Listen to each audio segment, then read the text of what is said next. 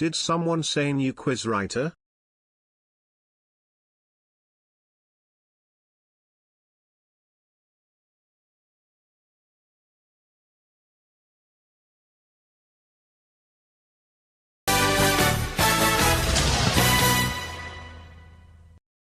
Did someone say sub?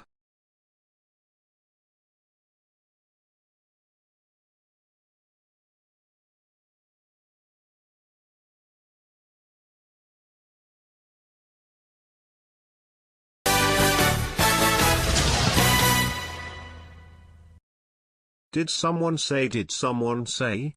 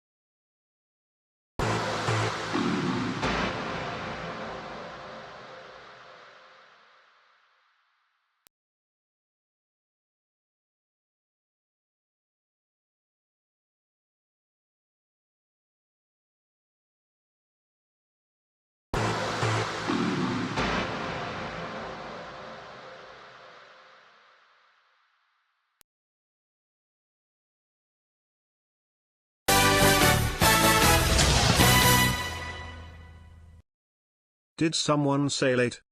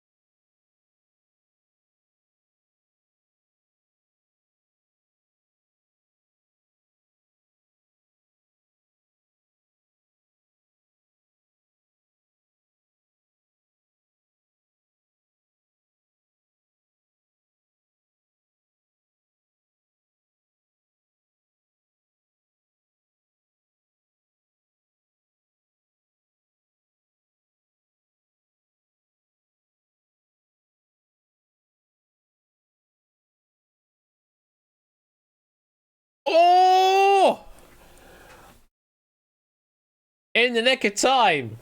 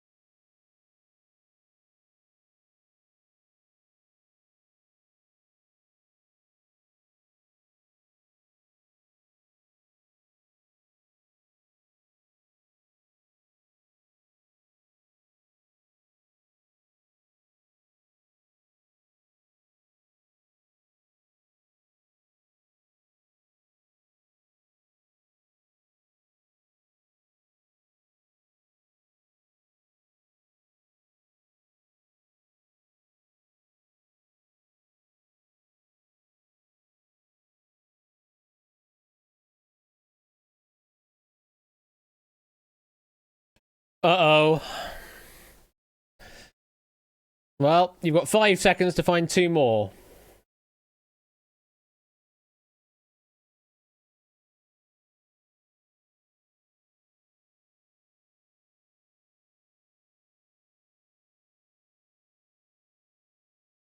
And there's the time.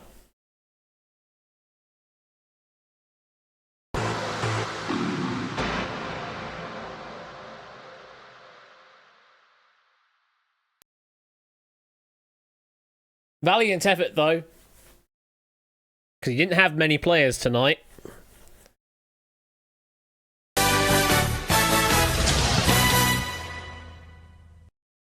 Greetings.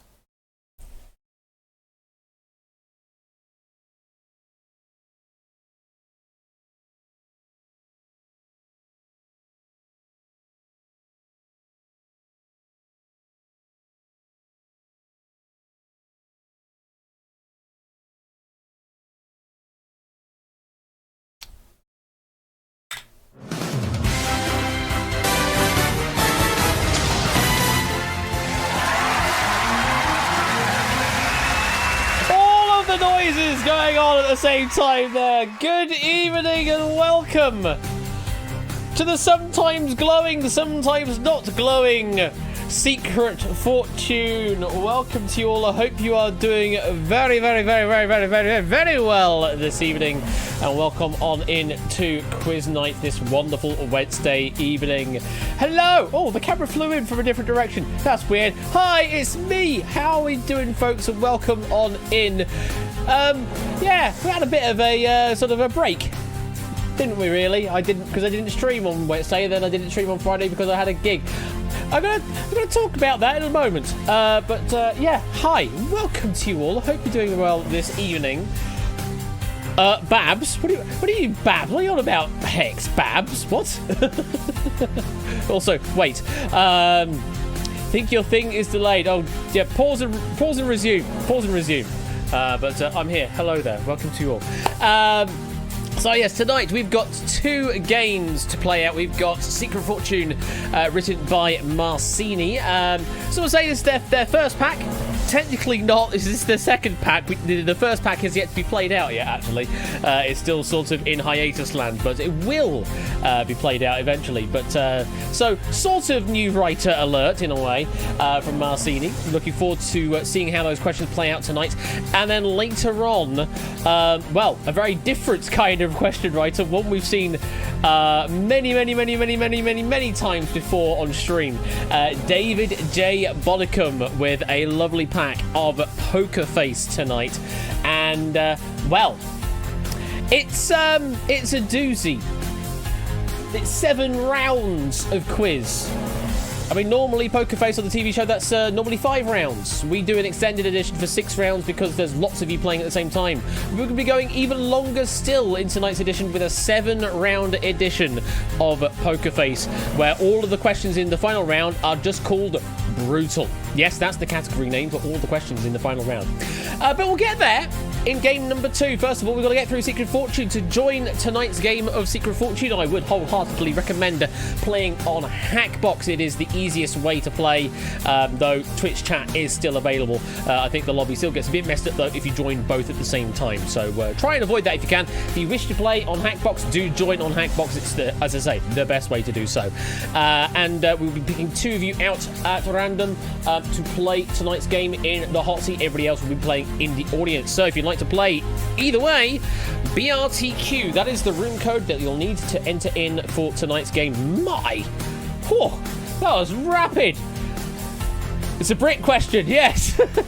Except don't expect Brit questions tonight. There may be a bit of a Polish lean on a couple of the questions, but hopefully should still be answerable to a broad international audience, so do not worry about that. Also, read the question. Yeah, it's sort of like an RTFQ, but not quite. British random trivia questions. And make your own acronyms as we go on. OMG, it's Awantura Casa thing. Yeah, Awantura Casa thing. Yeah, that's Polish, very much so. We've already unlocked it multiple times on the wheel, so you know it's still listed on this wheel. I need to change some of the wedges up on here, but haven't gotten around to it because things have happened in my life over the past week or so. Definitely things have happened. So quickly sort of summarize all of that going on. Let me bring the desktop audio down a little. Ash, when did this happen? When did what happen? I'm going to describe stuff that's happened over the past week or so. So, over the past week or so is when this happened. No, what I was actually going to start off with the story is thank you to Sportsy with 100 bits. I want to hold them like they do in Texas, please. Fold them, let them hit me, raise it, baby, stay with me. Picking envelopes, making guesses, no spades to start. And after you've been hooked, Ash plays the question not on your heart. Indeed, thank you for the 100 bits there, Sportsy, appreciate that. Nearly there, and also Poker Faces later on, not quite now. We're dealing with Secret Fortune, so don't go mixing those 2 games up. That's very, very different indeed. So welcome on in. There is a verification code you have to put it into chat, put it into public chat, and that will verify you. Hopefully, Hex. You're going through the old Twitch auth flow on Hackbox. If you actually sign in on Hackbox before you log in with the room code, then it would have been able to get you in prompt-like, because it uses the authentication on the Hackbox server side of things to make that happen. But it should still allow the old the old auth flow. So if you do have an entry code, a verification code to put in, just put it in public chat like Mark has just done, and it should get you into the game. Although you are already logged in, listed as a player, so I don't know what I'm waffling on about. You're already joined. This is all good. But anyway, yes, stuff that's happened. Thank you to Ben for throwing the idea out for doing the whole collab week stream as part of his charity. One of the extended incentives is the word I was looking for there for his charity drive. And 100 bits from Polska. Manifest my Rider and the Lupine one. Mayan Ralph is being manifested. Well, I mean, they did do a good job on the chase, didn't they, at Q&L 2, so it'd be interesting to get that pairing once again. But anyway, back to the story. Thank you again to Ben for inviting me along for that week. That was a full-on week, must be said. Doing the Wednesday, the Thursday, the Friday, and the Saturday streams on both sides that was quite a lot. That took a lot out of me, and I think it took a lot out of Ben as well. He somehow managed to do the streams the next week. I couldn't. I was just quite overwhelmed from all of that, and then had to just chill the fuck out the next week, essentially. Yeah, there's my F-bomb for you. Starting so early on. And other things actually did happen that week as well that put my mind in a very weird place. And I was doing a lot of thinking about stuff and didn't really... I wasn't up to streaming on the Wednesday for certain. Due to stuff that I was thinking about more with regards to personal relations, I guess is the way to describe it. And with a meetup that occurred with someone during that week has given me pause for thought in that regard. Don't want to go too much into it. I don't want to go doxing any of their personal stuff or anything like that. But yeah, stuff happened. Good stuff and not so good stuff. And yeah, just made me think a bit more about things. And just trying to put myself out there a bit more, I suppose. That's the net result from all of that, because I've just been busy with doing this stuff and music stuff and work stuff that I've had no other time to do literally anything else, personally speaking. So getting myself to do a bit more of that, I think, is the MO, which may end up affecting the streams in the near future. I will throw that out there. I have been considering a sort of hiatus of sorts. Only a temporary one, but thinking of having an extended break from streaming. Possibly the end of this season going into the next one. Probably something like a month off. Probably. It's just I'm not quite fully in the groove again, and I need to get other things in my life sorted out before I can get back on that horse again. So I think for my sake, I'm looking at doing a break at the end of the season for a month, maybe longer still. And then get back onto the streaming lark a bit and get sorted. So that's why you haven't seen me do a request for question writing yet, because obviously that would be for the next season, and I'm currently planning not to do that yet. So that's sort of the big takeaway, and I will make a mention of this on the Discord at some point as well over this week. That I'm definitely considering it, taking a month or more off. From doing streaming stuff, and just try and get my personal life back into the right shape of things, because at the moment it's upon a lot of reflection, it's a complete mess. You don't see it in this facade that you see on stream, but it is quite a mess, it must be said, and I want to get that sorted out. Yeah, definitely worked for Ben. Hopefully it will work for me as well.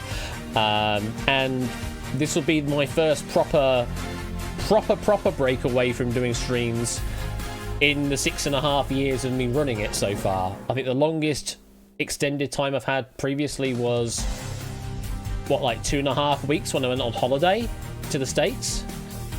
I think that was the last one. Must have been. That was 2023. And maybe Christmas as well, because that would be like a 2-week period over Christmas. So, yeah. Month or more. And I will hopefully be rested and back on streaming. But I will complete this season first. Mark my words, I will complete this season first, which means we do still have to play out.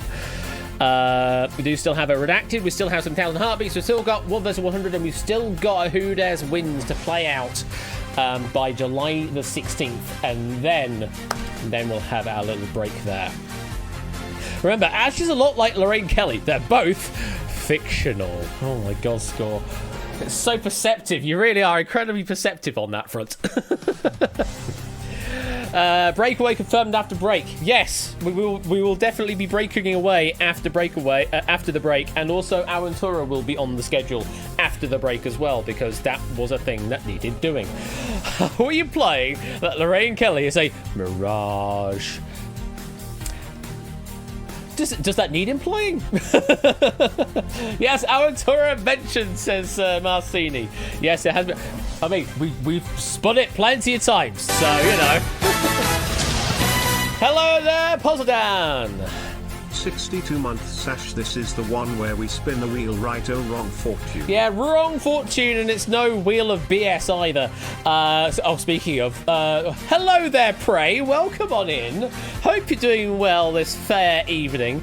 Yeah, I'm afraid I couldn't dole out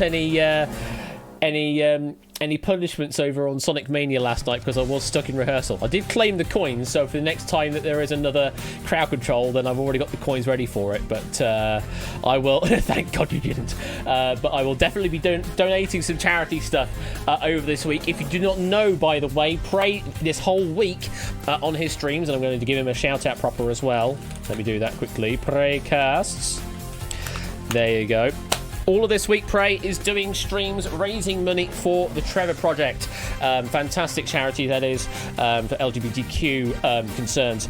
And I believe there's going to be some quizzes and game shows being played at some point during the week. We had some crowd control over on his side yesterday. He was just playing some Rocket League in that on Monday as well, when it was stupidly warm, so I was outside in the park watching it instead. On the Sunday, yes, should be the games and quizzes side of things.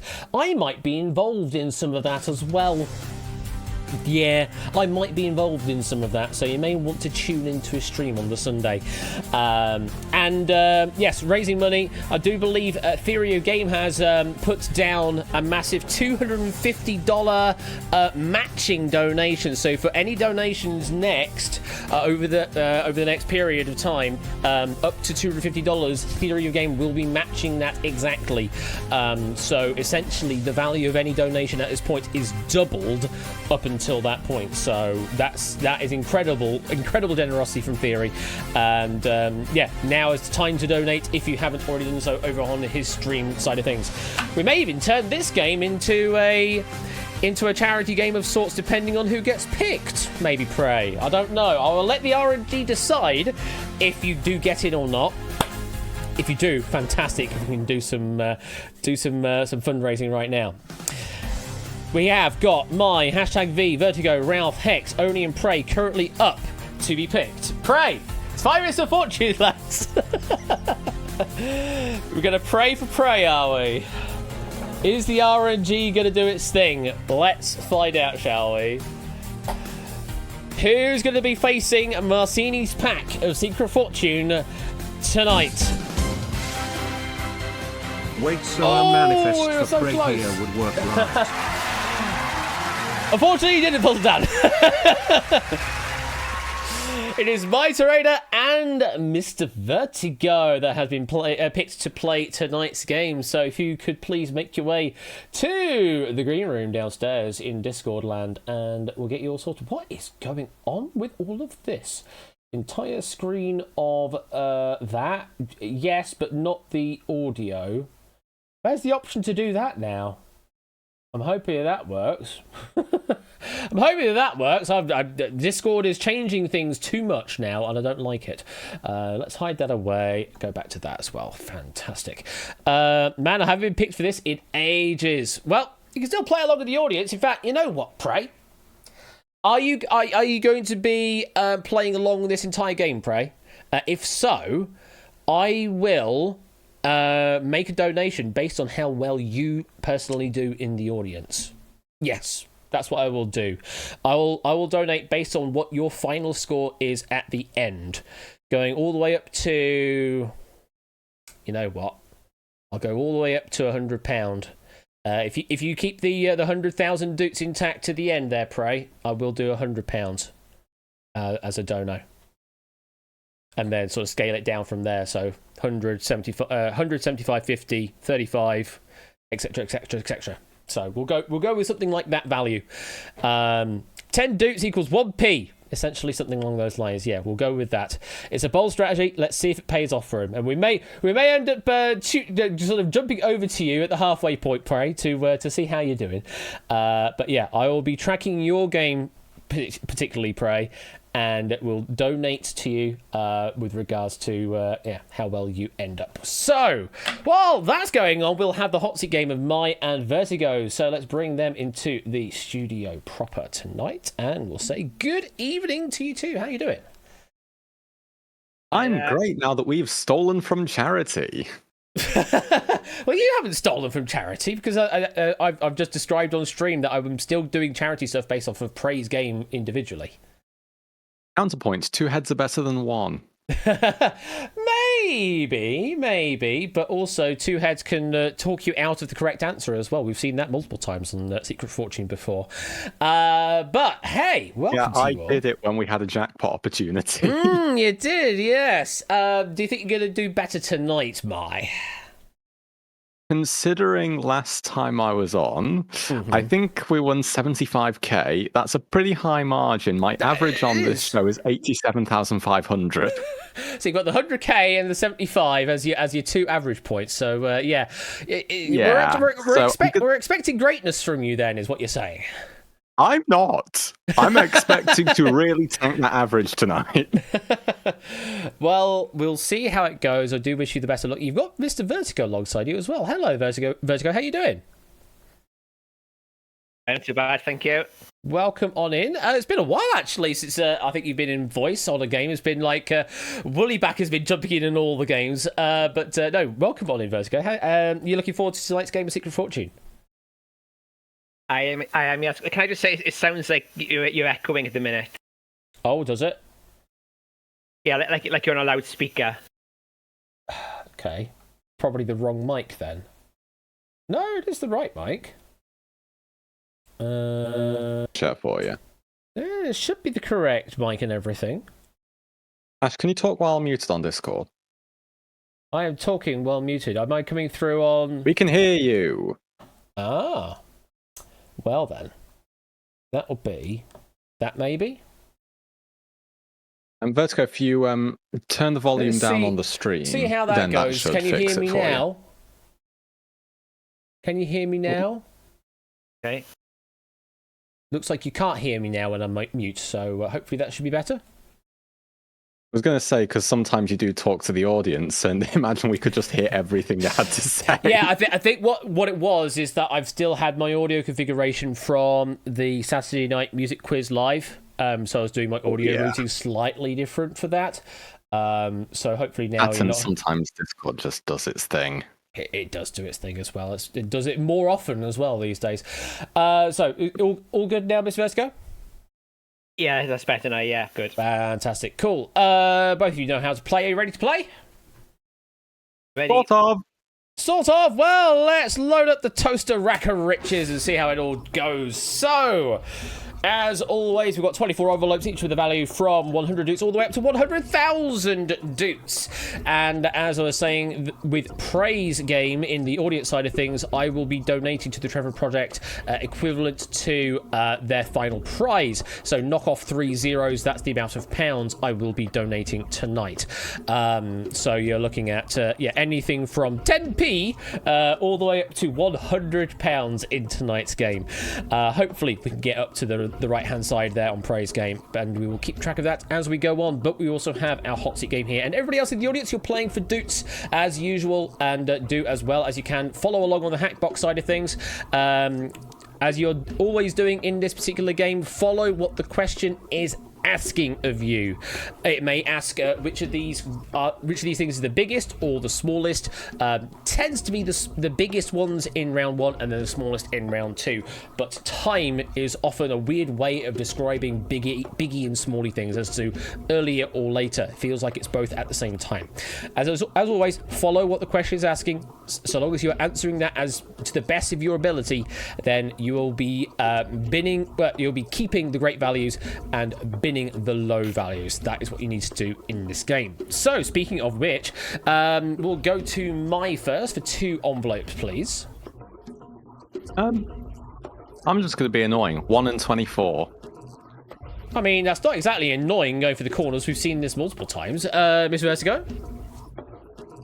6 and 19. Yes! So there you go. Go for the corners. Not a problem at all. Just gonna make all of them add up to 25 on each of our passes. Well, I mean, you can try, certainly. Good luck. And here comes your first question. Wow, these colours sure are something else, but which one of these extended web colours is closest to pure blue on the hue colour wheel? Ultramarine, teal, marigold, or lavender? And as always, we've assigned the envelope such that the envelope with the greatest value is assigned to the extended web colour that is closest to pure blue on the hue colour wheel. That's the one you're trying to keep. You're going to bin the other 3 players in the audience. You're going to be picking 1 to keep, and you'll bin the other 3. Our players in the hot seat will be picking to bin. They will only keep 1 envelope at the end, though, so the result is still the same. Any clues here? I assume it's not teal. Because that's too blue. If that makes sense. Like, as in, like, too brighter blue.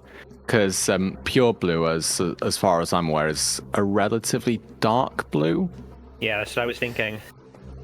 So just to bring up the point, we are talking about purely hue, not any saturation, not any lightness of the colour. It's the pure hue value of the colour.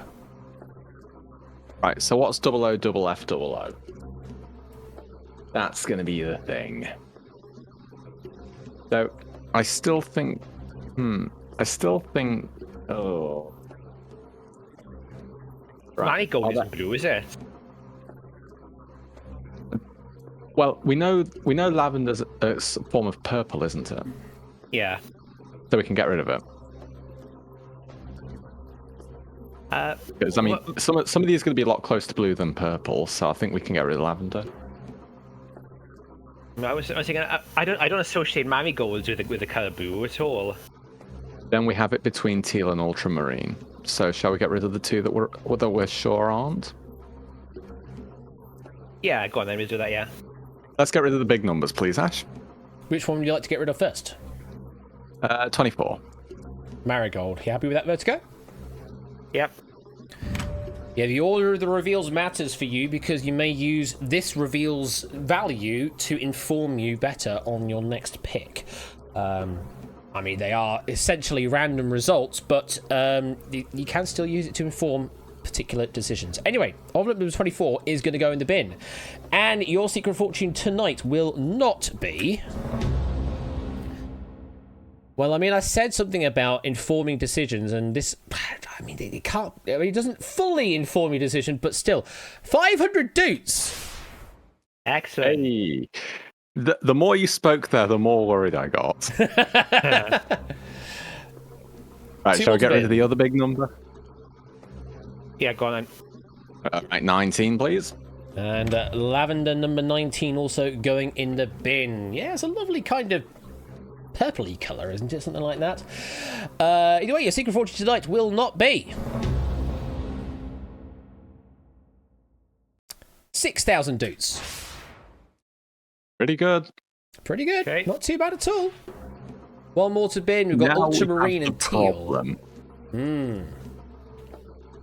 Right. We know that teal is blue. Yeah, it's like a light color blue in it. Yeah, I think if we're going on the spectrum, I mean I am on the spectrum, but we don't talk about that. If we're going on the color spectrum, not the autism spectrum, is there any other color that it mixes with? Because I think the darker, like if we're going 00FFFO, ultramarine being darker would mean that it'd have a lower value from 0 to F. Okay. So I think it might be teal, but I'm not sure, to be completely honest. Well, I think you're more confident on me than this. So Just say that I'm not confident at all. Oh, well, you sounded confident. I guess that's what my job does. What do you think? Yeah, I'll go with you. I think. Yeah. You just want to put the blame on me if this is wrong. All right, let's get rid of ultramarine. Gonna get rid of ultramarine, yeah? Yep. All right. Yes, please. Chat coming in here with some information because you were saying what RGB there 00FF00. Yeah, I meant 00FFF. Yeah, because it's RGB. Yeah, it's RGB. Yeah, you were talking about pure green rather than pure blue. But You know what yeah. I meant. I know what you meant. Absolutely. It's just chat is being pedant as always as they are. Oh no. So I think green and teal. envelope number 1 is going in the bin, and your secret fortune tonight will not be. So, give me a summary again of your 2 final results as well. Again. Yeah, we've just hit the jackpot, haven't we? Not quite. 75,000's just gone. Oh. Yeah, I guess we're going for the 100k. You're And going yeah, for the I 100K. think I realised a bit too late. Teal's got some green in it. Oh shit, says Prey. Well, envelope number 6 is what you're carrying forward. There is still the possibility that teal is our best answer, in which case you know exactly where the 100k is right now. But if this is not the correct answer, then it's going to be a big hit, losing that 75k so early on. Computer, what's the correct answer?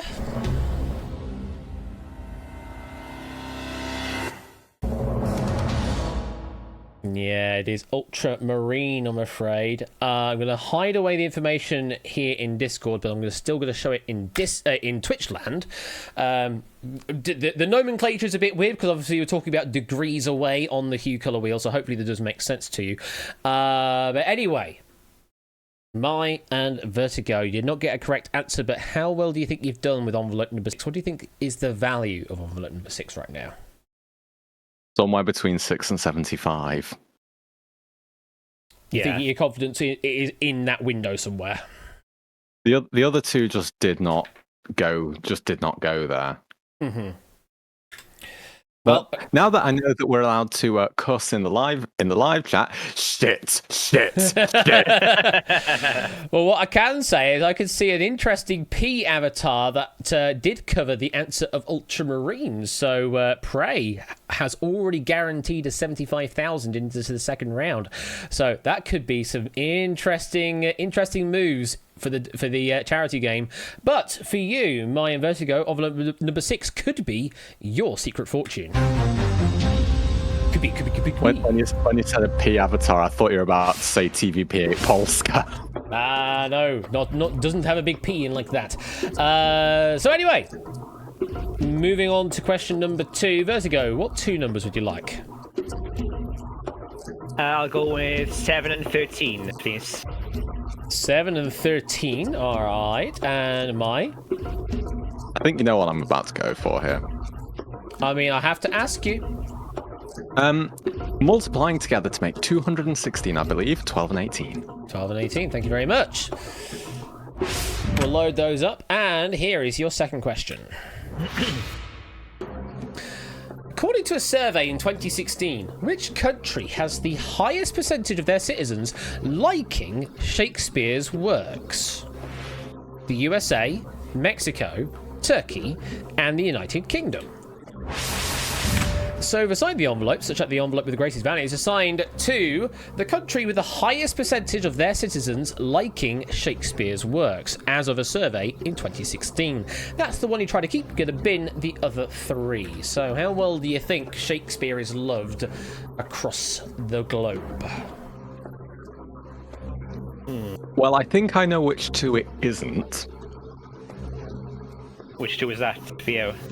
The ones that... the USA and the UK. Do you think it isn't? It can't be them that actually like Shakespeare. I mean, to put it this way, the amount of people that study it over here and they're just, what is this? Just so much Romeo and Juliet, so much pointless analysis into useless quotes. Should I compare these to Summer's Days from the wrong one as well? So, You don't sound bitter at all, by the way, must be said. What was that, sorry? You don't sound bitter at all that you've had to learn Shakespeare's works at any point in your time. I did The Merchant of Venice and it wasn't that bad, but I hate it anyway, so... I had 12th night in GCSE, so... Oh. Yeah, I was going to say, the only reason I hate it is because I might actually have to learn some of it if I want to apply to go on a quiz show. And, maybe, yeah. Like knowing the names of characters in Othello and things like that, I suppose. You might need to know that. Anyway. So, given... Yeah, shall we get rid of the UK? Well, I don't know, I was thinking, well, you know Shakespeare was obviously British, and there was the Globe Theatre, lots of people go to there in Britain. So, I don't know, I was thinking of maybe keeping that for a moment at least. Oh, yeah, fair, yeah. We can get rid of the USA then. I mean, bear in mind this survey's in 2016. But in general, I think Mexico's quite good on its literature. I don't know about Turkey. I don't think so with Turkey. I think our candidates are Mexico and the UK. That's me at least, though. I don't know if you think otherwise. Oh, so UK's now shifted in your perception then? I've been sufficiently convinced for now. Okay. Well, we need to pick something to bin now. So where are we going? USA. Well, if it was me on my own, I'd get rid of Turkey. I don't know about you, but Fair enough. I'm just stereotyping the Americans here, so we'll get rid of Turkey.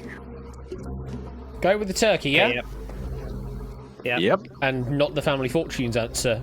Turkey. Indeed. But it is Turkey that we are going to get rid of right now. Envelope number 12 is going in the bin. And your secret of fortune tonight will not be... 30,000 doots. It is one of the Power 6. So the question is, did we get really unlucky to pick the big values on... Yeah, that's the question you got to ask yourself. What might be now. a very, very difficult question. Right, I think USA has to go here, doesn't it? Yeah, okay, go on then. USA, you are gone. USA. Okay. No need to get too political about things. But number 13... the number 13 USA is going in the bin. Your secret fortune tonight will not be...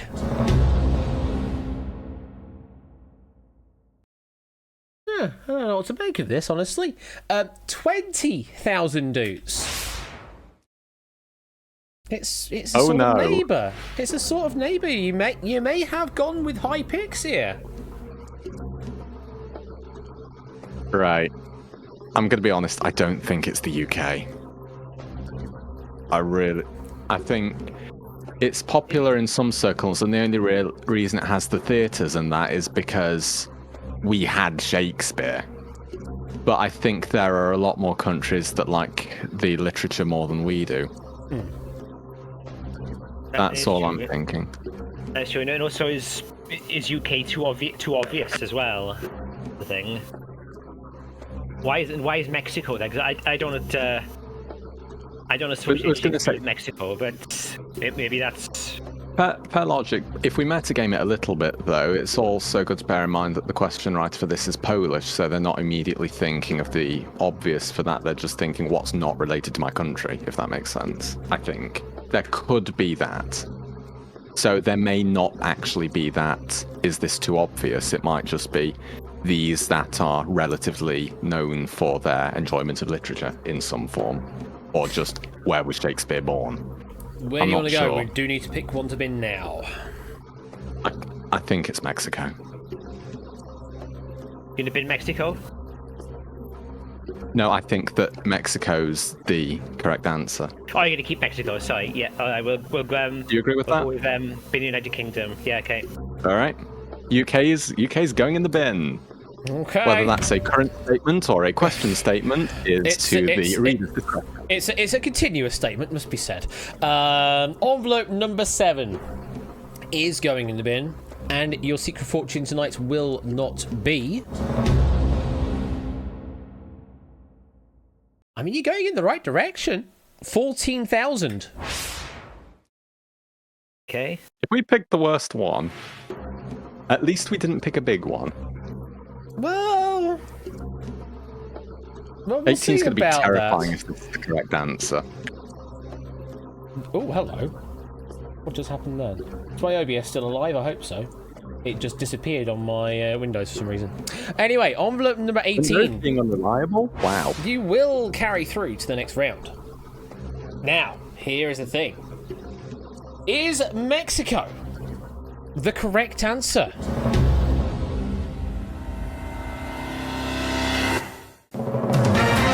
It is the correct answer. Very well done there. You have any idea or what the percentage rate was then for Mexican citizens? I'm going to guess it's something surprising like 62. 62? What do you think, Mr. Vertigo? I wouldn't like to take a guess at all. I have no idea. No idea. It was 88%. Wow. So nearly 9 out of every 10 citizens back in 2016, at least those that were polled, said that they enjoyed or liked Shakespeare's works. Yeah, very incredible that. Only 9% of our players covering that correct answer.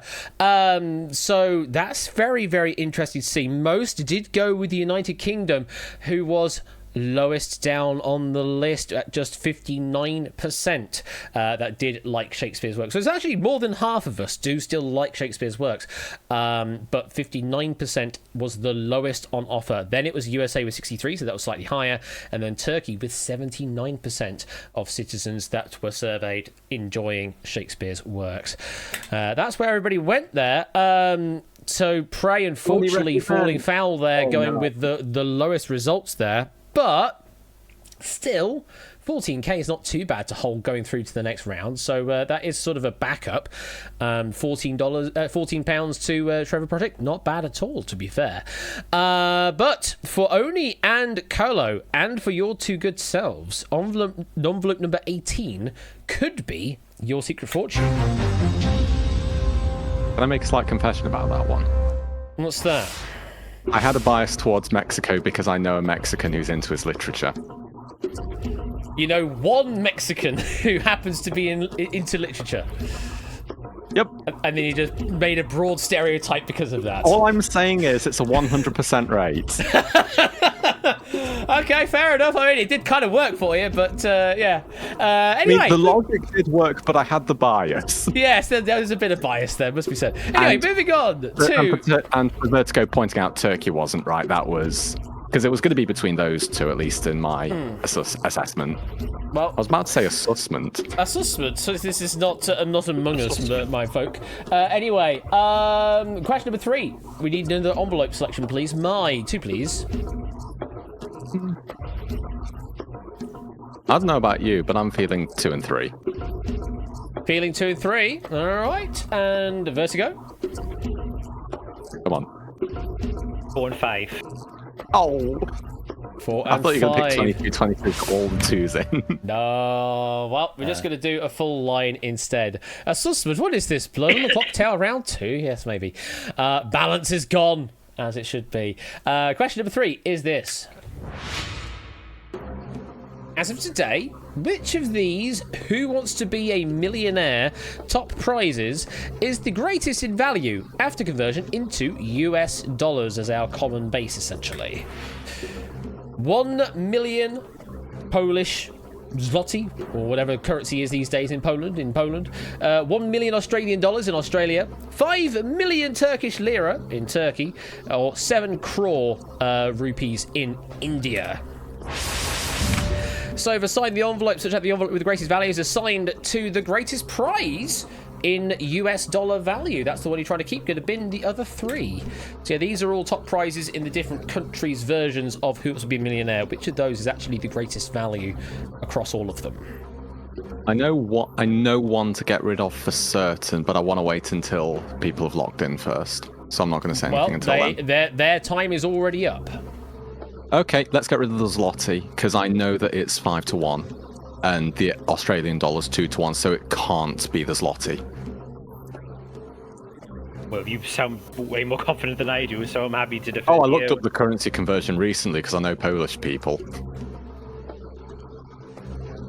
Like, I think it was 2 days ago or so that I looked it up. It's about 5 to 1. I don't know about Turkey or India, but I know it's not Poland. Okay, well, let's get rid of number 4 then. 4's gone. Number 4, 1 million Polish zloty. Over in Poland is what you're going to bin. Envelope number 4 associated to it. Your secret fortune tonight will not be 7,000 dudes. Not bad at all. That's Exit White Monster, the other Polish folk I know. Okay. 2 more to bin. Right, now there's the question of does the really frankly crap syndicated version of Millionaire Hot Seat actually justify the prize that it actually has? Or is it the others? Well, because what I was hoping... an opinion on Hot Seat there, folks, so feel free to chime in. Right. I think 7 crore. At least from me, I don't think it can be Turkey. Also, 2 questions about Turkey in a row. Turkey. There couldn't possibly be a third one. Vertigo, what's your thoughts on this one? I'm not good at all when it comes to working out the conversion of currencies. So then shall we talk about?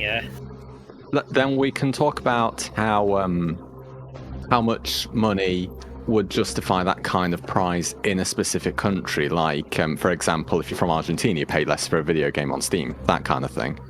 Basically, they try and pay enough where it matches a certain lifestyle someone would want, without being too much. If that makes sense. So I think in that sense, Australia might be the correct answer, but it could also be India. I don't think it can be Turkey. Okay. That's my thoughts. So where are we going? We need to bin another envelope, please. Okay. Turkey? Yeah, I'll defer to you again on this because I don't know. So, all right. If this were bowling, we'd be on a double, and if Turkey comes up again, we'd have a turkey. A turkey's in the bin. But Turkey, yeah. Yep. Yeah. 5 million Turkish lira going in the bin on envelope number 5. And your secret fortune tonight will not be... How serendipitous. 5,000 dukes. Get in. It's just all of the 5s there. Right, the annoying thing about this question is, I have Polish friends, I have Australian friends, I have a Turkish friend, I have Indian friends. I don't know the answer to this question. Right, I think Australia is the correct answer, though, to be honest. Because, I mean, 1 million AUD is about £500,000 quid. And I don't think that India's going to be offering £500,000 quid, to be quite honest. I'm not entirely sure, though. Because, again, I'm coming from the perspective of if you had £500,000 in India and converted it, you'd have a lot of money. Meanwhile, if you had £500,000 in Australia, that might buy you a house. So, in that vein, I think that the crore is going to be a bit less. I think it might... I don't think it's in last place. I don't think it's in first. I think the Australian dollar's the right answer here. Okay then. Well, I'm happy with that. Just it's been number 3. Okay. Moment of truth. Let's get rid of it. Bidding the 7 crore, yeah? Yep. You happen to know how big 7 crore is? I think it's a million of some form. So the Indian system, they have crore and lakh, which I do believe is like a 2 then 3 division system. And 7 crore is equivalent to what we would say as 70 million. I'm still fine with this. 70 million Indian rupees, essentially, is what this is saying. I'll be honest, I once looked up prices in rupees for Freddos when I was trying to get the Freddos for cheaper for the chase. So I think we might be fine. Well, Mate, number 3 is going in the bin. 35p at the minute. They've gone up 5p in 6 months. Yeah, well, welcome to the UK. Anyway, number 3 is going in the bin. Your secret fortune tonight will not be...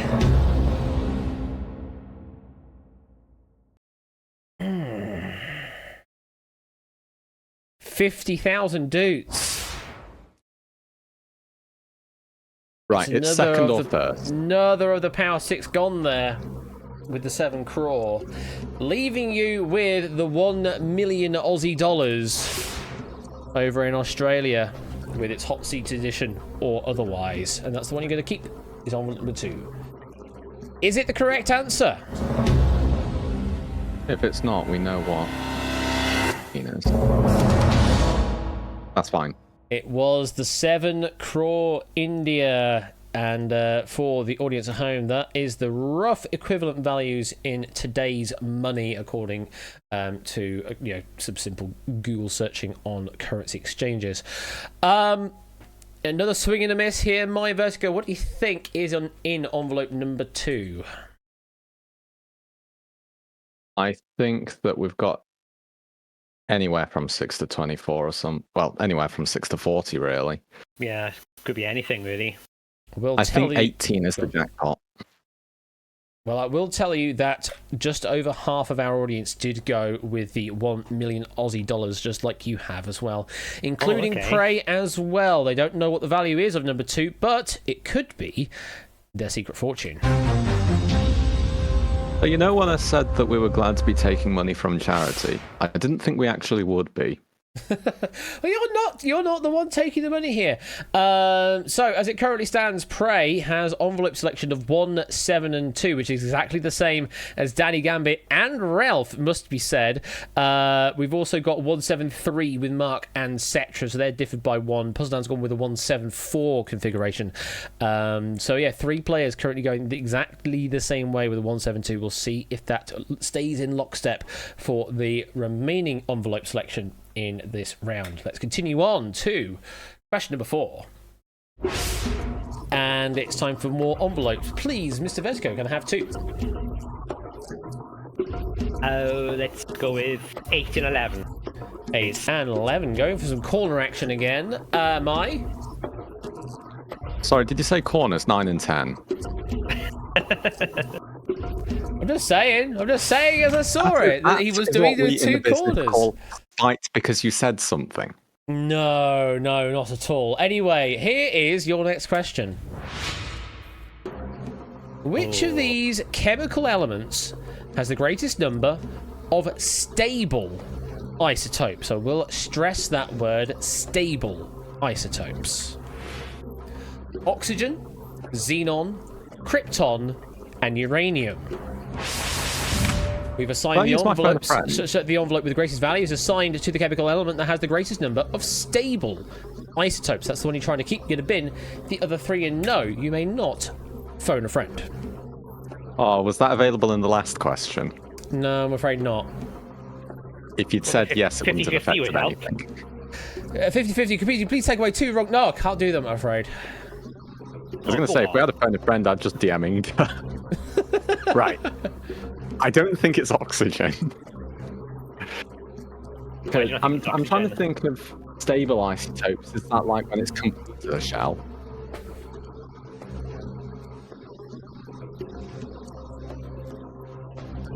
Okay, do you have a clue on this?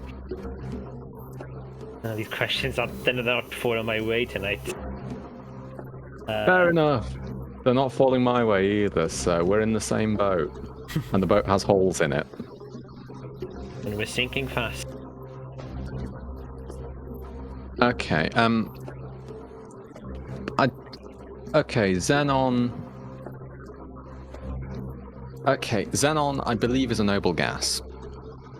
Yeah. So the question is it just the fact it has a complete shell, or is it the area on the periodic table minus the incomplete shells? That's what I'm thinking. But I think... Oh, where's oxygen on the periodic table? I think it's about number 7 or 8 or something like that. In which case, Xenon's after it. Yeah. But I think in terms of... that. Yeah, I was going to say, because I think they go helium, neon, xenon. I think that's how it goes. So I think we can safely get rid of oxygen. I think. But the others... Okay, uranium, I believe, is number 83? I don't know where I think it's pretty... I think the periodic number is pretty high up, so... Yeah, but is uranium known for its instability is the thing. So, oh wait. Is stability lower on the periodic table? No clue. But either way, I think we get rid of krypton. Yeah, Just because none of us have anything to say about it, and it's not giving us any hints. So, so if we need to stall for time, we can get rid of one of the answers, and that is krypton. What would you like to do? Right, Do you need to bin an envelope? While Ash was in suspense, think. We'd like to get rid of krypton. Yeah, go You ahead. happy with that? Yep, krypton. Okay, the krypton factor is underway. Envelope number 10 is going in the bin, and your secret fortune tonight will not be 18,000 dudes. We can get some info here. Do we think oxygen is the correct answer? I don't know. Because krypton's going to be above oxygen on the periodic table. If oxygen is incorrect, and we know that for sure, if it's higher, then we're talking about lower on the periodic table. If we're talking about... If it's lower, then it's higher on the periodic table, it's uranium. Yeah. So I think if oxygen's in the middle of those... No, xenon's in the middle of those. Oh, no. Oh. Okay, I'm using my swear card. Shit. We can't get rid of uranium, I don't think. Do we take a punt on getting rid of oxygen? Is the question. Because if we get rid of oxygen, we still have xenon, and we know that the jackpot is still in play regardless. Yeah, and you just say you wanted to get rid of oxygen earlier, didn't you? So That was a punt. Now it's starting to become a serious consideration. What are we binning? I think it's got to be oxygen. And I think we use that to determine how we go from here. yeah. Oxygen? Yep. Yeah, go on. I'm using this as a bit of an information discovery exercise. Envelope number 11 is going in the bin. Let's see, your secret fortune tonight will not be... Well, it's a neighbour. 16,000. Okay, it's lower. It is lower, right? The last one was 18, right? That was lower by 1, Yeah. yes. Which means it's got to be uranium, hasn't it? Because We're not correctly, yeah. so I think in this case we've got to. I think we've got to keep uranium. I'm really nervous about this, I will say, but I think And Xenon's me. got to go. But I mean, I'm not too nervous. We're not playing for the jackpot here. The jackpot's not in play because we got it on number 18.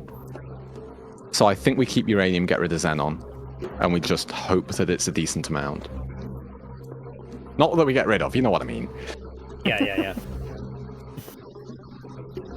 You are the saboteur. It is your job to make sure the team fail this task. If the team succeed, What is you this? will be Trapped all of a trapped. sudden. Which one are we picking to bin, please? Xenon. Xenon. Xenon is going in the bin. Envelope number 9. Let's see, your secret fortune tonight will not be... Certainly making this a 1-envelope game. 40,000 dukes. We're trapped. Mwahahaha. So that leaves us with uranium on envelope number 8. Just to quickly say, before we go to the reveal, it has nothing to do with exactly where on the periodic table it is. I very much stressed the word stable isotopes there. Because we just didn't know what indicated that. an unstable isotope would be one that was radioactive. Oh, come on. Oh, It's in the question, I'm afraid. I'm just gonna say it was there. Stable isotopes. It may be a slightly weird way of saying things, but it is very much a legal way of saying things. Let's see. Is uranium the correct answer? no. All the information is on the task. I think that number 3 Yeah. is radioactivity, isn't it? Instead of whatever the heck I said it was. Normally I wouldn't show you where your position is on this one, but I'm gonna. We know. Yeah, uranium has no stable isotopes. It has nearly stable isotopes, but they are all radioactive isotopes. Uranium 235 and 238, if memory serves, I think. But someone will correct me on those. Majority went with krypton, which was second best. Xenon was the best there with 7 stable isotopes they have. And oxygen with 3 stable isotopes. I forget exactly which ones they are. Is it 14, 17, 18? I'm trying to remember the numbers that were on the Wikipedia article that I was checking earlier on. Again, someone will correct me on what the correct isotope numbers are on that. But either way, unfortunately, you did select the worst option on the board there, which, what does that mean for envelope number 8? Got one of the low It ones. means, I think that's the 100.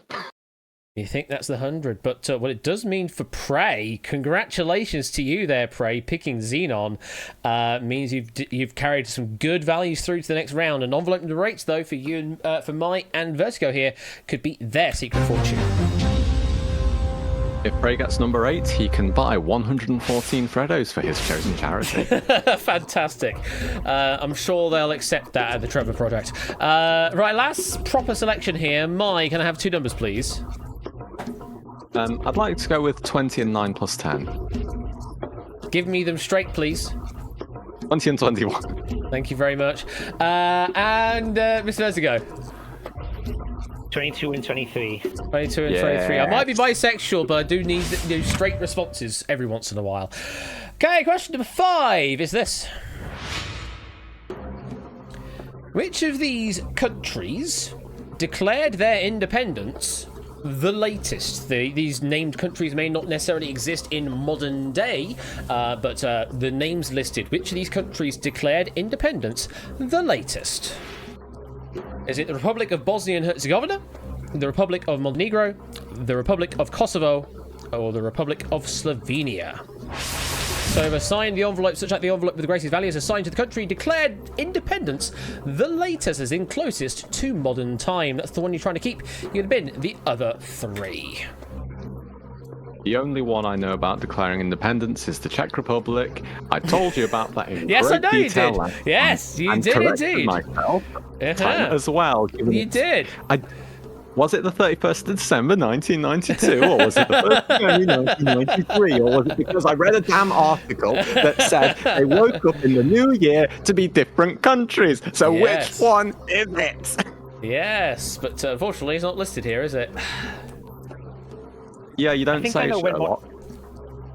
I was going to say, I think I know when Montenegro might have been declared independence, because when with Eurovision, I think it was Serbia and Montenegro, and in about, I think it was the 2007 contest, and when it became two different countries, and Serbia won the first time it was just Serbia on its own. So I think it's around about 2006, 2007 for Montenegro, but as for the other three, then I don't know. Nice. Do you remember Kosovo in the news? Like when I think they were quite brutally fighting for their independence. Yeah, when was that? I think, bear in mind I'm 22, so if I knew about it in the news, it's got to be relatively recent. I don't know if it was before I was born and I just heard about it, though. But I don't think it can be Slovenia, to be quite honest. Because, I mean, I've never heard of Slovenia as anything besides Slovenia. Yeah, same with me. So I think we get rid of Slovenia and buy ourselves a bit more time. Going with Slovenia? Slovenia, please! Yes, please. All right. Republic of Slovenia is going in the bin. Welcome, Prugs, to the stream. I hope you're doing well this evening. We're about the halfway point of this game, and then later on we've got an extended edition of Poker Face to play out, so do stick around for that later on. I suddenly feel old, says Brand New Halo. Envelope number 20 is going in the bin. Your secret fortune tonight will not be... Good. We want to see some small numbers go. 1,000 doots. Which means we've got the 100. Does it, though? Still another question after this, remember? Anyway, so now that we've put hashtag V in the bin, who else do we want to put in there? I'm joking. Okay, Bosnia and Herzegovina. Bitch! The only thing deserved, but also I helped you win 75k, so you're a bit too. Right. Bosnia, I think I only remember from... I don't know when I remember Bosnia on its own, but has Bosnia... But I was going to say, when was the last time you heard of Bosnia and Herzegovina referred to as anything besides Bosnia and Herzegovina?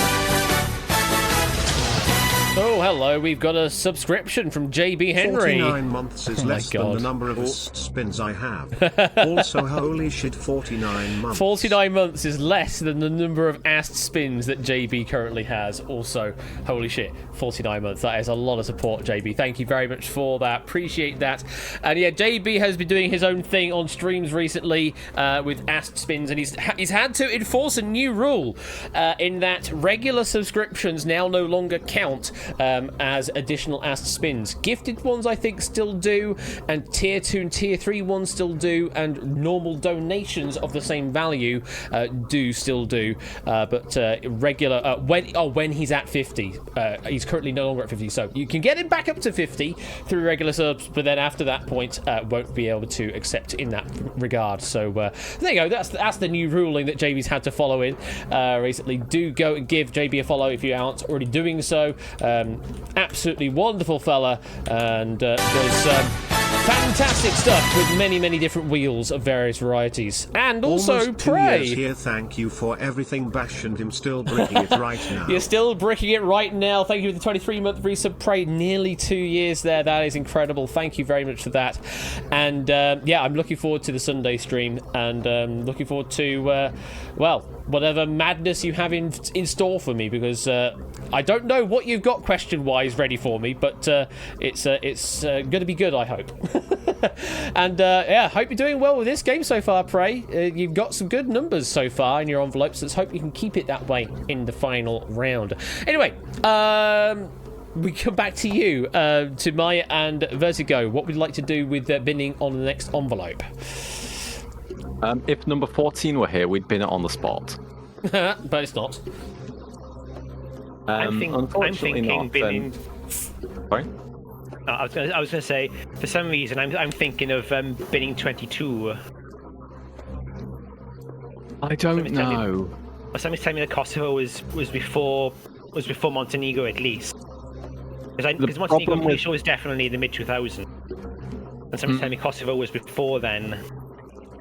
I think we keep Montenegro and Kosovo right now because, to put it this way, if Bosnia and Herzegovina had done a thing, we would have heard about it. To put it bluntly, with Slovenia, that was the worst one. We'd never heard of it as anything besides Slovenia. Yeah. So if it's more current, we're likely to have heard of it.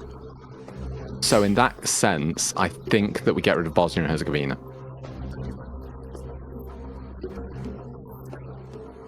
Yeah, go on then. And then we decide between the two after that. If Have to get rid of Bosnia and Herzegovina? Yes. Oh, it's Govina. Yes. Well, I think it's Govina. It could be Govina as well. I don't know the official pronunciation. I've always said it as Govina for some reason. But both happy, yes? Mm-hmm. Yep. Well, I mean, in life, I don't know about that, but for this, sure. It shall be done then. Bosnia and Herzegovina is going to be going in the bin. Envelope number 21. Your secret fortune tonight will not be. It's another next door neighbour. 2,000 doots. Good. More like it. One more to bin. We've got Republic of Montenegro and Republic of Kosovo. Right. What did you say about the one you knew, Montenegro? Well, with Eurovision, I'm pretty sure it was Serbia and Montenegro before, but then in 2007 it became they competed as two separate countries because when it was the first time it happened, Serbia on its own, they won it in 2007. Lucky them. Right. Kosovo. That's the one I'm torn on because I heard a lot about it in the past because they were really fighting for it, but I don't know when I heard about it. It should be mentioned that Bosnia and Herzegovina is literally the shape of Mr. Smithers' Kosovo. head. This is the only known fact about Bosnia and Herzegovina. If you think it's Montenegro, I'm going to go with Montenegro. You went with me when I got it wrong, so... Yeah, blame me if it's wrong. Sorry, I'm just laughing because we just had a text-to-speech alert from Oni. Thank you for the 100 bits. But the text-to-speech just decided to do its own thing with a pitch and put the helium down. That's just using the regular text-to-speech through Streamlabs. I don't know what the fuck. Send it to me, please. I really don't know what happened with that text-to-speach alert at all. But it just decided, hey, let's just... What? Question mark. It's still doing it. What the heck? OBS? Are you drunk or something? Hang on. Let me do a better TTS for it. Oh my God. This is the act of Bosnia and Herzegovina. Half of that didn't even come through there, my. Okay. I don't know what's going on right now, but that's the thing. Anyway, we'll just persevere. Anyway, we do need to pick an envelope to bin. Right, I'm going with Vertigo. Okay, I might head be it. We've been in Kosovo then. Bin in Kosovo, yeah? Yeah. Yep. Okay. See, that was fine. Pie. Yeah, that alert came through fine. Thank you for the 100 bits there, Marcini, for various pies. How many pies? 1, 2, 3, 4, 5, 10 pies from the looks of things. Thank you for the 10 pies there. It's anyway, 5 PP. It's 5 Pipis. Or Pipis. Pipis. Oh, God, here we go with the Delta rune. Anyway, envelope number 2 is going in the bin. Your secret fortune tonight will not be... and then there was just the one left on that island. 22,000 is in 22. Sorry. It's That is a fine. very sketchy right-hand side right now. Does If leave 23 you... is right, we've got 12k.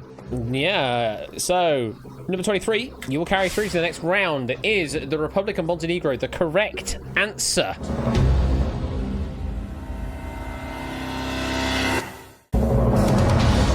Right, we know it's second. We know it's 12. No.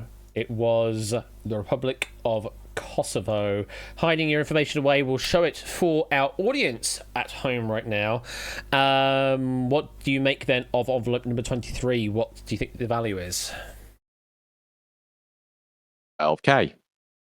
Thinking it's 12k. Well, it could be your secret fortune. I did note once again, Prey did get the right answer there. So doing an incredible game right now. And let's get your final envelopes loaded up. 14, 15, 16, and 17. Let's get them loaded up for question number 6, which is the following. I forgot we have another question. Yes, there are 6 questions. Which generation of Pokemon games has added the most amount of Pokemon to the Pokedex?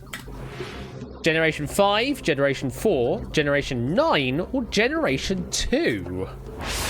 I think I know the answer to this, so I'm going to wait till people pop the in. envelope, such that the envelope with the greatest value is assigned to the generation that added the most amount of Pokemon to the Pokedex. That's the one you're trying to keep. You're going to bin the other 3.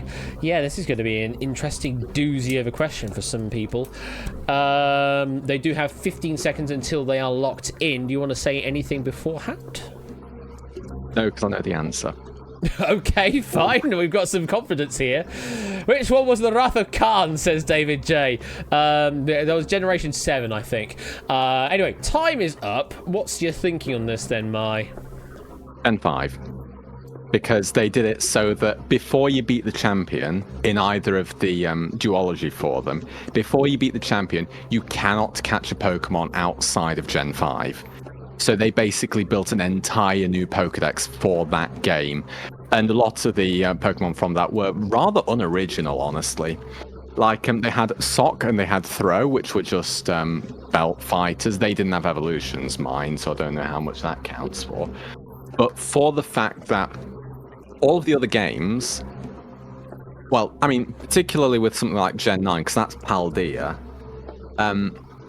Paldea's a decent candidate if you want to go for that.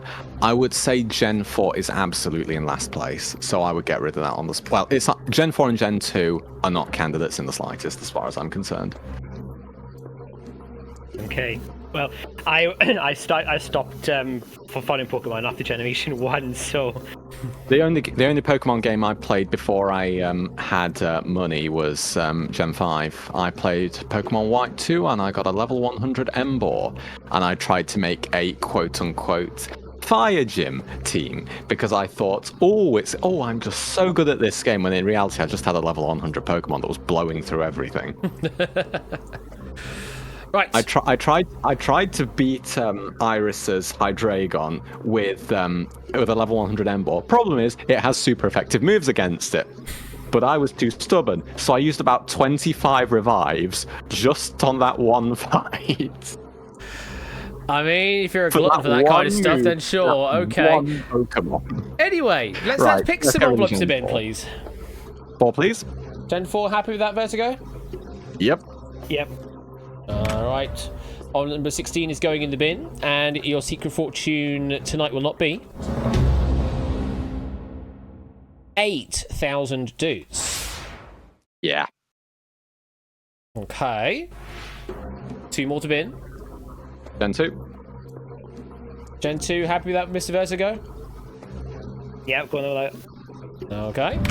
Problem number 15 is going in the bin, and your secret fortune tonight will not be... Huzzah, you have done it. The 100 has gone. Hey! Finally. Right. Only took now you question 6.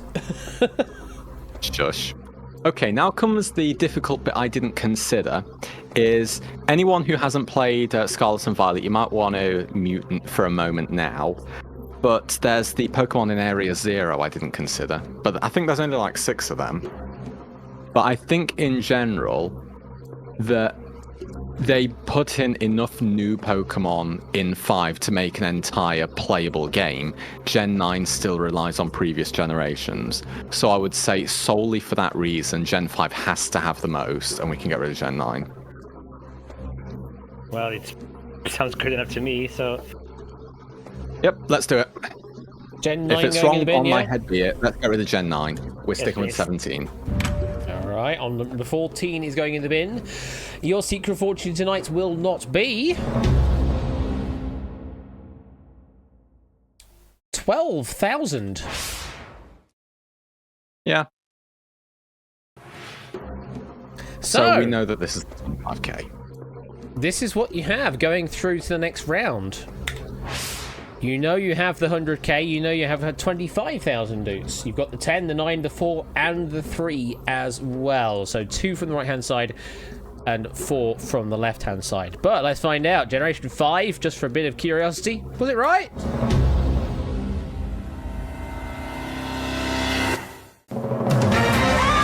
It was indeed right. Well done. Well done. I'm not going to mention anything else. No? Really? What are you not going to mention? Genuinely nothing. I just wanted to say something that sounded funny.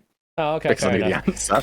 Yeah, sure. Well, yeah, you were absolutely right, and I think your sentiment was incredibly true because, yeah, 156 Pokemon added in Generation 5, as you say, pretty much an entire new game's worth since the original was 151 class, yeah, ... depending on how you count Pokemon, I suppose. Then it was 120 with Generation 9, 107 with Gen 4, and 100 that were added in Gen 2, should I say. Prey ended up with Generation 4 in that case, which was the second worst answer. So not the best pick here. Oh, they count. So that's but you do have some very good picks out there as well. Anyway, you got the 75k in the mix. But we will see. Envelope number 17 could be your secret fortune.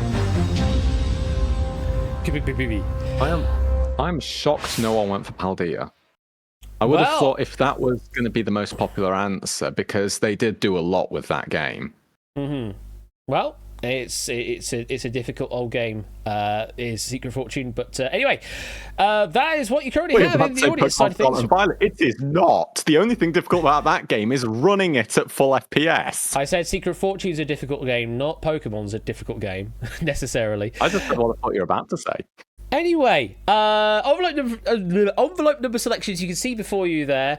Prey, we're looking at you right now. You have 1, 7, 2, 9, 22, and 16. It's a very interesting selection. We'll see how that does for you in the final part of the game.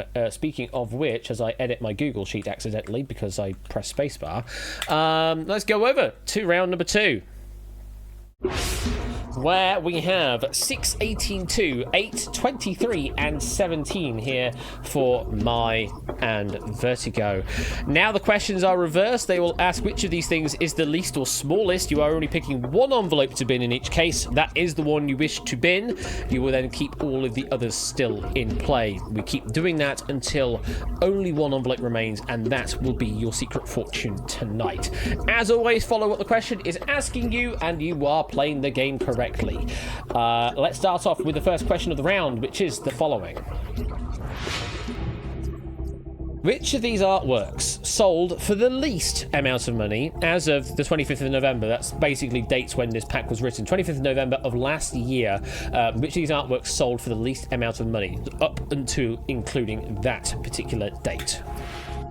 Is it Boards de Rivière by André Derain, Mickey Mouse of the Myth series by Andy Warhol, Comedian by Maurizio Catalan, Untitled 7723 Bernstein by Donald Judd, Le Truand by Jean Dubuffet, or Coca-Cola number 3 by Andy Warhol.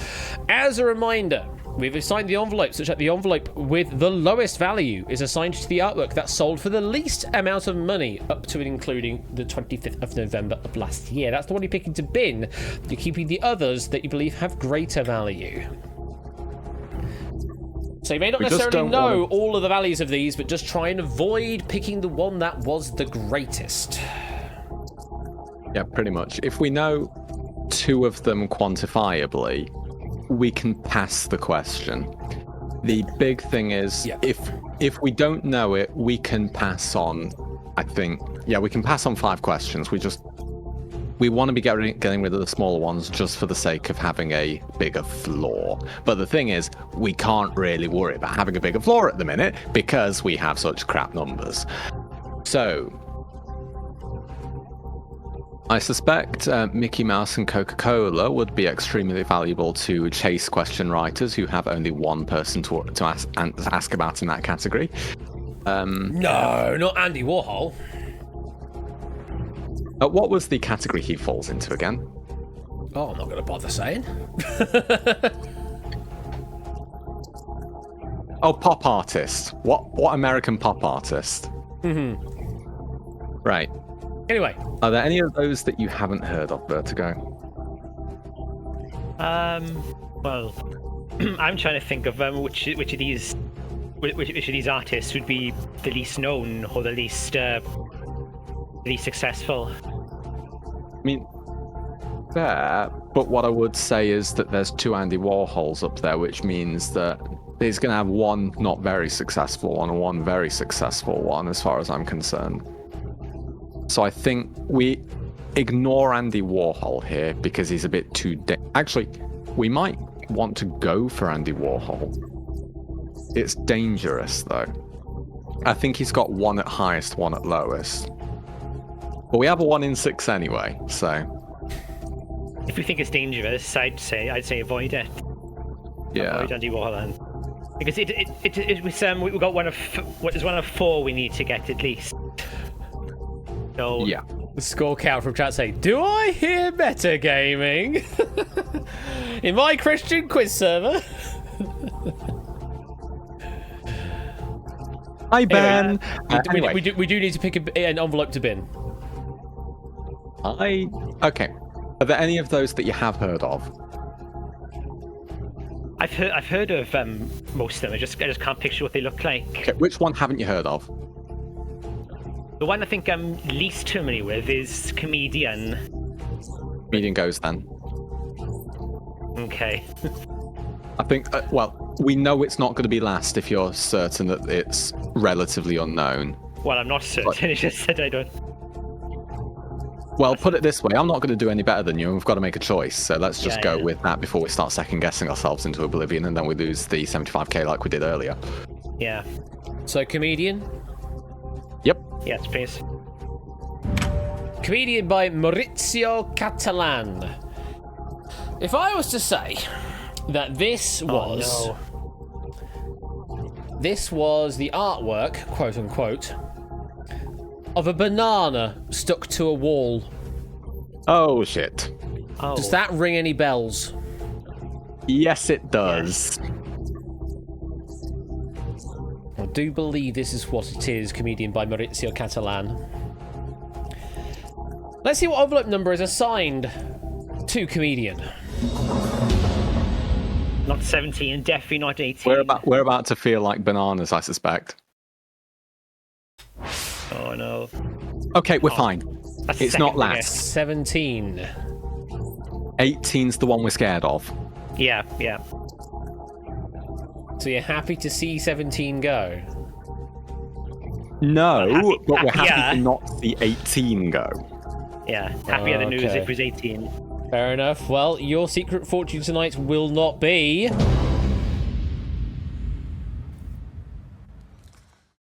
as you have correctly surmised, 25,000 doots. We're in trouble. Well, I mean, you still have the maximum value in play, but you have no fallback left now. We are living in a power of 10 scenario at the top there. 100k drops down to 10k, and then 9, 4, and 3 is your backup. Yeah, so Andy Warhol Coca-Cola number 3 was the worst one to pick. That has a value of 57 million and change at the last time that it was at auction. But the other one by Andy Warhol, the Mickey Mouse of the Myth series, 3.44 million US dollars. Though that is of the, I think, possibly the entire series, not just individual artworks. Each individual one was something like $100,000 and $200,000 or something, and there were quite a few of them done. But the total value was 3.442 million there. Yours was second worst pick with 6.24 million US dollars for Comedian by Maurizio Catalan. That's where everybody else went with Prey picking Untitled. Prey, great answer there. Gotten rid of the lowest value in play, keeping all the other ones still in play. Nicely done. Let's put that question away. So, don't We have want any more. bananas. I mean, I don't have any bananas on me right now, I'm afraid. I do. But, oh, you do. Get that potassium in you. Let's go to question number 2 of the round. 5 possible answers. Here is the question. Which of these European second television channels officially launched the earliest, as in furthest away from now? Is it ZDF, BBC 2, RAI 2, TVE 2, or TVP 2? As a reminder, we've assigned the envelope such that the envelope with the lowest value is assigned to the European second television channel that was officially launched the earliest. That's the one you're picking to bin. You're keeping the other 4 that are launched later than that. Question for chat. Marcini, when were you born? You're going to try and meta game here from Marcini's age? No comment. Can you work out where each of these channels come from based on your friends? Because they come from all over the place. I mean, one of these is definitely Polish. The one that happens to be the P in it, the TVP. Do you think that's going to be the Polish one? Oh, no. I didn't care about that. I just wanted to joke about that being however old Marcini is. Okay, right. Actually going to the question now. Do we know any of them? Well, BBC Two, I think, was. Oh, hang on, Megan. I was going to say the 50s, but that was ITV, I think. But how close to BBC? How close to ITV was BBC Two? I think BBC. Sorry, BBC Two. No. I was thinking of ITV as well. Although thinking of that, it does say the earliest. So based on that, whichever one is the latest could be a year that's very close, like in the 2000s maybe. So if that's right, then maybe BBC Two would be in a safe place to go. It might be, but what I'm thinking is ZDF doesn't have a 2 in it. So that was the first channel for it. But the question is it a public broadcaster? Because if it is, it's absolutely going to be the 3000. But if it's not, that's going to be wrong. That's going to be the 100k, I think. So I think BBC Two is probably the safest choice. Yeah, okay. Just going with what you were saying. Yeah, I think we get rid of BBC Two. BBC Two, yeah. Yep. Yes, please. Going with good old blighty BBC Two, the British Broadcasting Corporation. Let's see what envelope number is assigned to BBC Two. Not 18. Not 18. Not 18. Not 18. It's not 18. Okay. Yes! It's TVP2. Goodbye, Polska. It is a 2. On the Marcini, European second television channels, it is number 2. And your secret fortune tonight will not be... Wait, this was our wrong answer. 9,000 Dukes. Oh, that's okay. It is middle of the road in the year 1964. Yeah, these are all quite some time back, all in the 60s to early 70s. Yes. RAI 2 was the earliest of all of these in 1961. Then it was ZDF 1963. Then BBC 2 in 1964. Then TVE 2 1966. And TVP 2 was the latest of all in 1970. And FYI, Marcini is currently 19 years of age, if that helps you in any way there. And going down that list, RAI 2 is Italian, ZDF, I can't remember, probably Dutch, BBC, of course, British, TVE 2 Spanish, and then TVP 2 Polish. Those are all your answers there. Bit of a flurry of answers there from the audience. Most going with BBC, probably try to go with the safe response there, with going with the BBC. Congratulations there. And Prey going with, German, my apologies. RAI 2 was what Prey went with. Again, perfect answer. Exactly when you needed to. Means you drop your lowest value, keep all of the other ones in play. Prey is playing a blinder in the second round. Let's keep it going. Question number 3 is the following. Which of these countries has the shortest border with Poland? Slovakia, Ukraine, Czech Republic, or Germany? So as a reminder, we've assigned the envelopes, such that the envelope with the lowest value is assigned to the country that has the shortest border with Poland. That's the one you're picking to bin. You're going to keep the other three that have a longer border with Poland. So there's a bit of geography here. Right, here's the annoying thing. I have a Slovak friend. I have Czech friends. I have German friend. I do not have a Ukrainian friend. I suspect it might be Ukraine is the correct answer. I don't know. It's just trying to visualize them put together. I know, at least with the Czech Republic and Slovakia, of those two, Slovakia I think is less. Germany has a pretty big border with Poland, to my knowledge. A very big border. So I think, regardless of what we put, as long as we don't go with Germany, I don't think we can be wrong. Where in Europe is Poland? Is it either Western Europe or Eastern Europe? Yeah, I think the thing for us is we never take a risk on this, because if we lose the top, we lose 90k. Yeah. But essentially, if we give a correct answer, we only get 1,000 dupes if we lose in the final. So with that being said, I think we go for something we know can't be wrong. So I think for us, it's between the Czech Republic and Slovakia. Between those, I would go Slovakia, but I do think it's Ukraine. I think Slovakia is fairly small compared to others like Germany. Yeah, the border's the thing though, because it is. Yeah. If it's smaller, it'd be less border as well at the same time, if you know what I mean. Yeah. So Actually, hang on. I think. Oh, hang on. It's the shape of Germany as well, because it comes down, and then I think it curls around Slovakia. So I think it might be the Czech Republic. So I think of those two, I think the Czech Republic's less, but we know it's not the wrong answer. Is the thing. Well, let's hope anyway. Let's hope so. Shall we go Czech Republic? Yeah, okay, let's go Czech Republic. Czech Republic. Czech Republic it shall be. That has been I just want locked to in.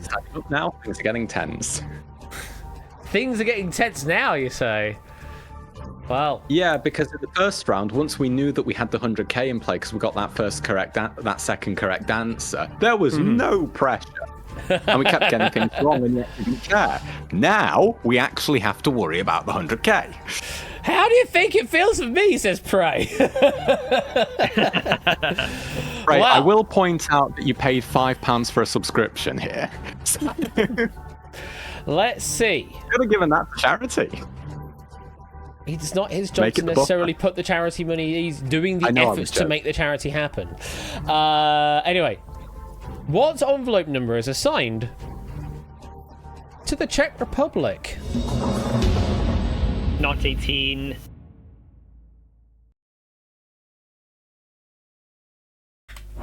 Please stop pausing. Oh no!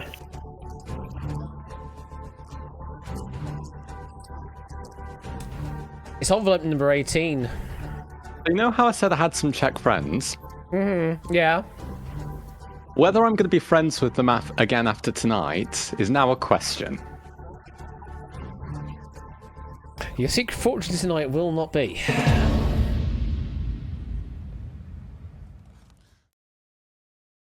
$100,000 dudes. Oh.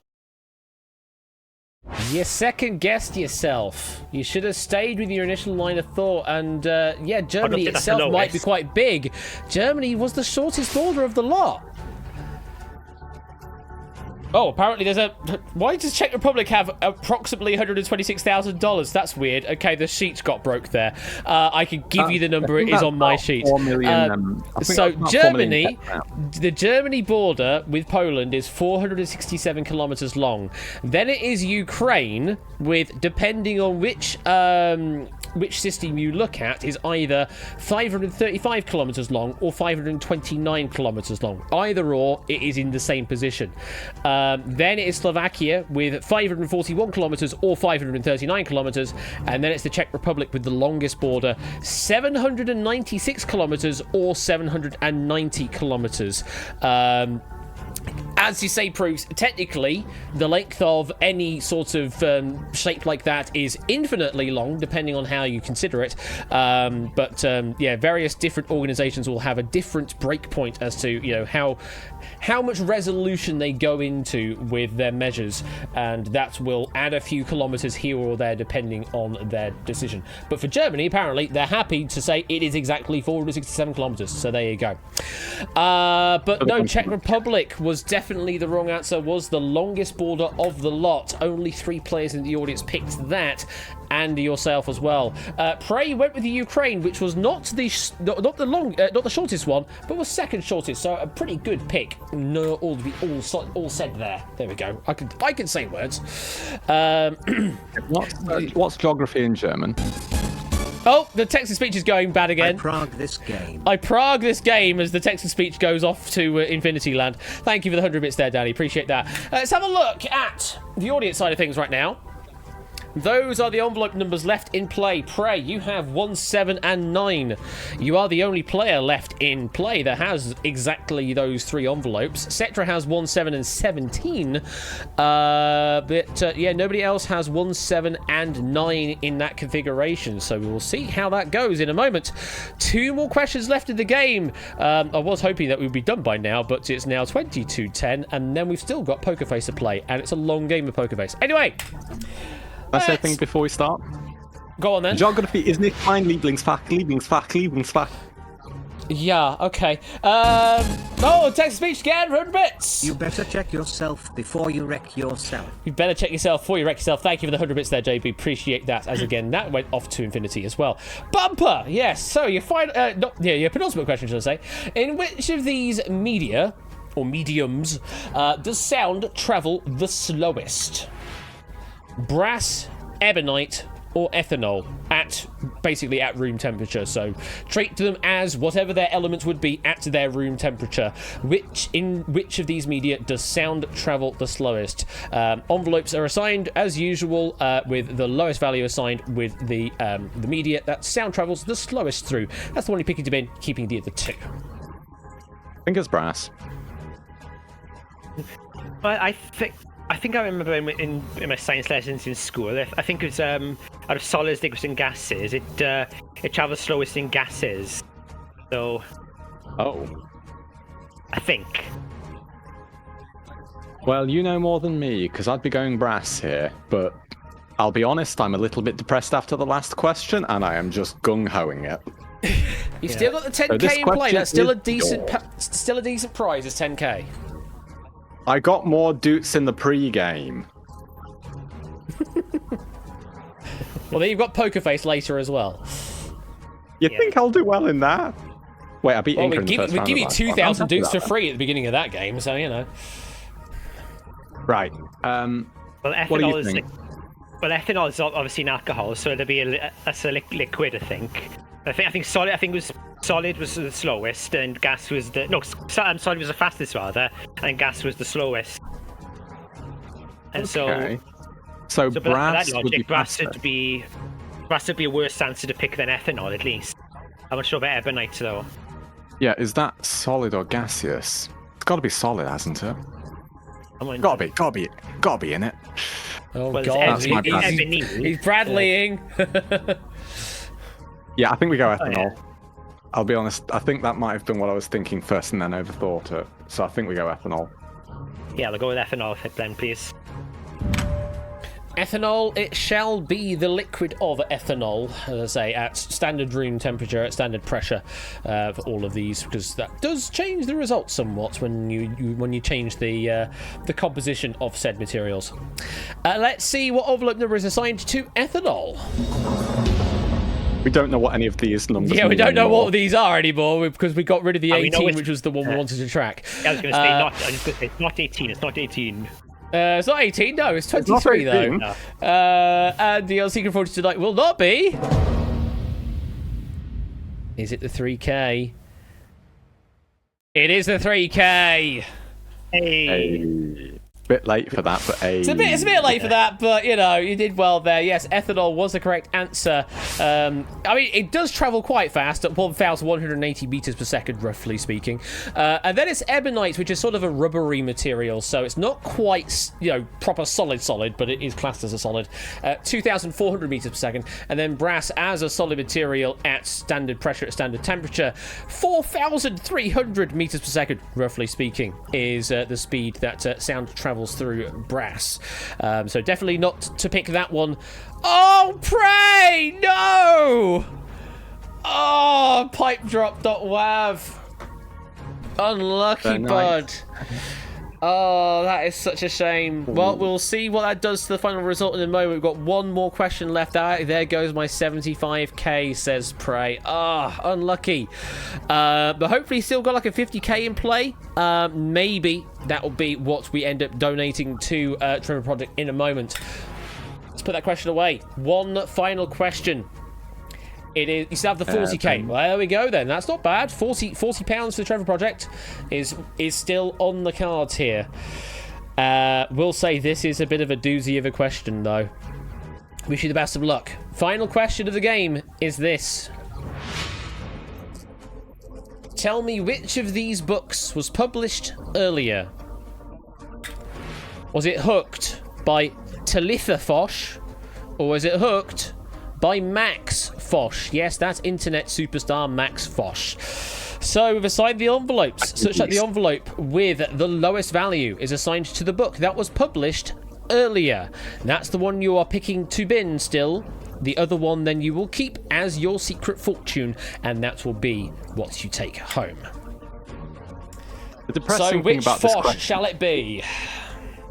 the depressing thing about this question is, if we get this right and we win the 10k, it means that us losing the 100k is entirely my fault.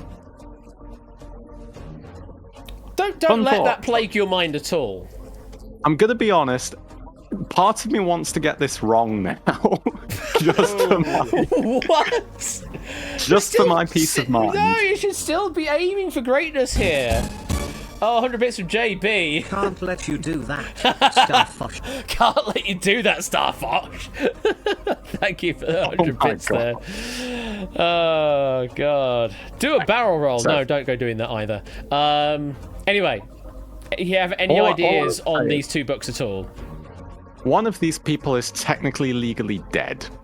Yeah, his most recent video said he technically died. Yeah, that's an interesting one. Anyway, we'll go and watch the video. Do we go for the living sibling?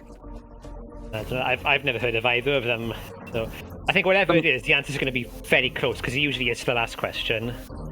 Yeah, I think the thing is, well, they're obviously both alive. I think that Hooked is only a few years ago, solely because I think that was the book where he basically published, I think it was one of his friends did lots of texts, and those texts were funny. So he put them in a book, sold them, and then technically got to #1 on Amazon at one point with about 2 sales, maybe. So I think Sounds in that like such respect, a Max Foch thing, that, doesn't it? yeah, I was going to say, if that was only a few years ago, I think Talitha might have actually taken it more seriously and probably done one earlier. That is my thought, because I think she's popular in her own right, just not by the name Foch. This might be a really stupid question, but I don't know who these two are. Are they related or they compete? Yes, they're siblings. Oh, they are siblings. Oh. So it is going to be close then, the answer. One of them, I don't know what Talitha does, but Max, I was about to call him Foch and realised that would be a bit pointless. But basically, Max, he does a lot of stuff like, shall we just say, shenanigans trademark. Like when he got his parents to sign a contract saying that he was the better sibling. Or And then welcome made to it Luton into a Airport, argument. but not at Luton Airport. Oh yeah, that reminds me. I'm supposed to be flying to the Czech Republic at the end of this month. Oh, there you go. And now You'll get to measure the border when you get there. Yeah. I'll certainly get to do things. Anyway, Right. we need to Talitha. resolve this question here. Which Fosh do You you just want wanted to to bin? resolve this so you can get to Pokerface and actually get to bed at a reasonable time tonight. But I think it's Talitha. You think the right answer is Talitha? I think Talitha was earlier. Okay. I kind of hope that she was later now, but I think it's Talitha. I'm guessing you don't have a clue. No, I don't, because Then I think we go with Talitha. yeah, I think we'll have to. Both in agreement for Talitha Fosh? Somewhat. Okay, go on. It's in. But like 1.5 Hooked. to a half. We are hooked by Talitha Fosh. That is the one you are picking to bin. Means the one you're actually going to keep, hooked by Max Fosh, is the one you will have as your secret fortune tonight. Before we make that reveal, though, let's have a look at the 2 envelope numbers assigned.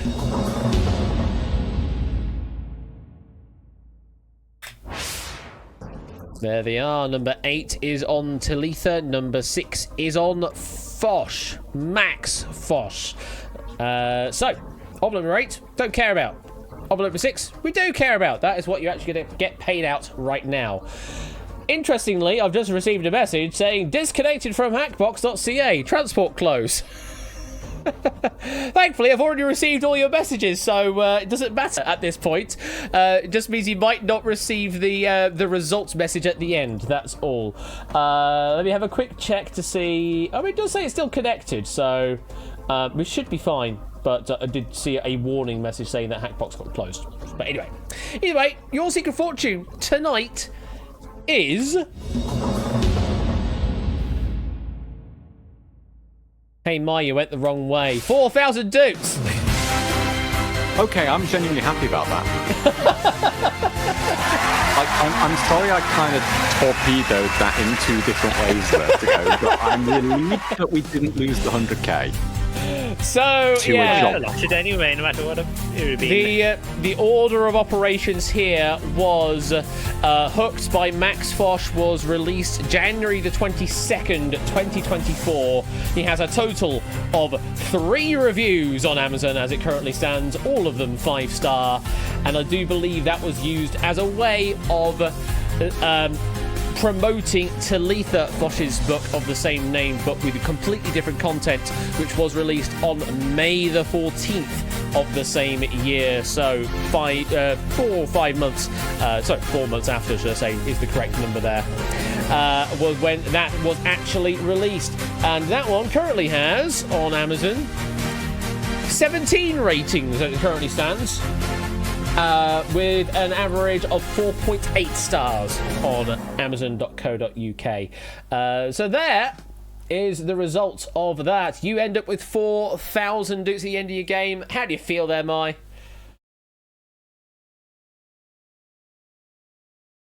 That. Oh. That. It didn't come Okay. through, did it? No, it didn't.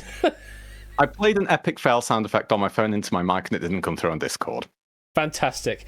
Well, that there was as an epic fail by it not showing. Mr. Vertigo, how do you feel? Well, bit disappointed, but I would have preferred at least 5 figures. Yeah, it happens sometimes on That's just the way it Secret goes, Fortune. isn't It does just go that way sometimes when the questions just don't go your way. They got a bit of help there on that Europe question, going with some Eurovision content, which actually, when you were saying that year, you're only the 1 year out, essentially. So that did really work out quite well. Oh, hello. There's a dono from Mr. Tipster there who says... Oh heck it a bash. Oh heck, it's a bash, and oh heck, it's a you. It's been a while, Tip. I hope you are doing very well out there, Madoon. I know you were doing a collaborative stream with Prey yesterday as well. So it's been good to see you around. Oh, hello, TVPA Pulse The with 100 description bits. of Max's book, Dive Headfirst into the Turbulent World of Online Animosity with Hooked, an audacious compilation How long that until this will get transforms the chops off? vitriol of hate comments into a twisted 3, tapestry of poetic 2, rebellion. 1. This groundbreaking anthology exposes the visceral there. You get to the visceral undercurrents, and then you just the rest of it. Yeah, there's a lot of words there for saying just some comments. But anyway, thank you for the tip. Thank you very much for the £5 donor there, Tip. Appreciate that. And now we need to find out how much I am donating to the Trevor Project right now. Pray, what did you end up with?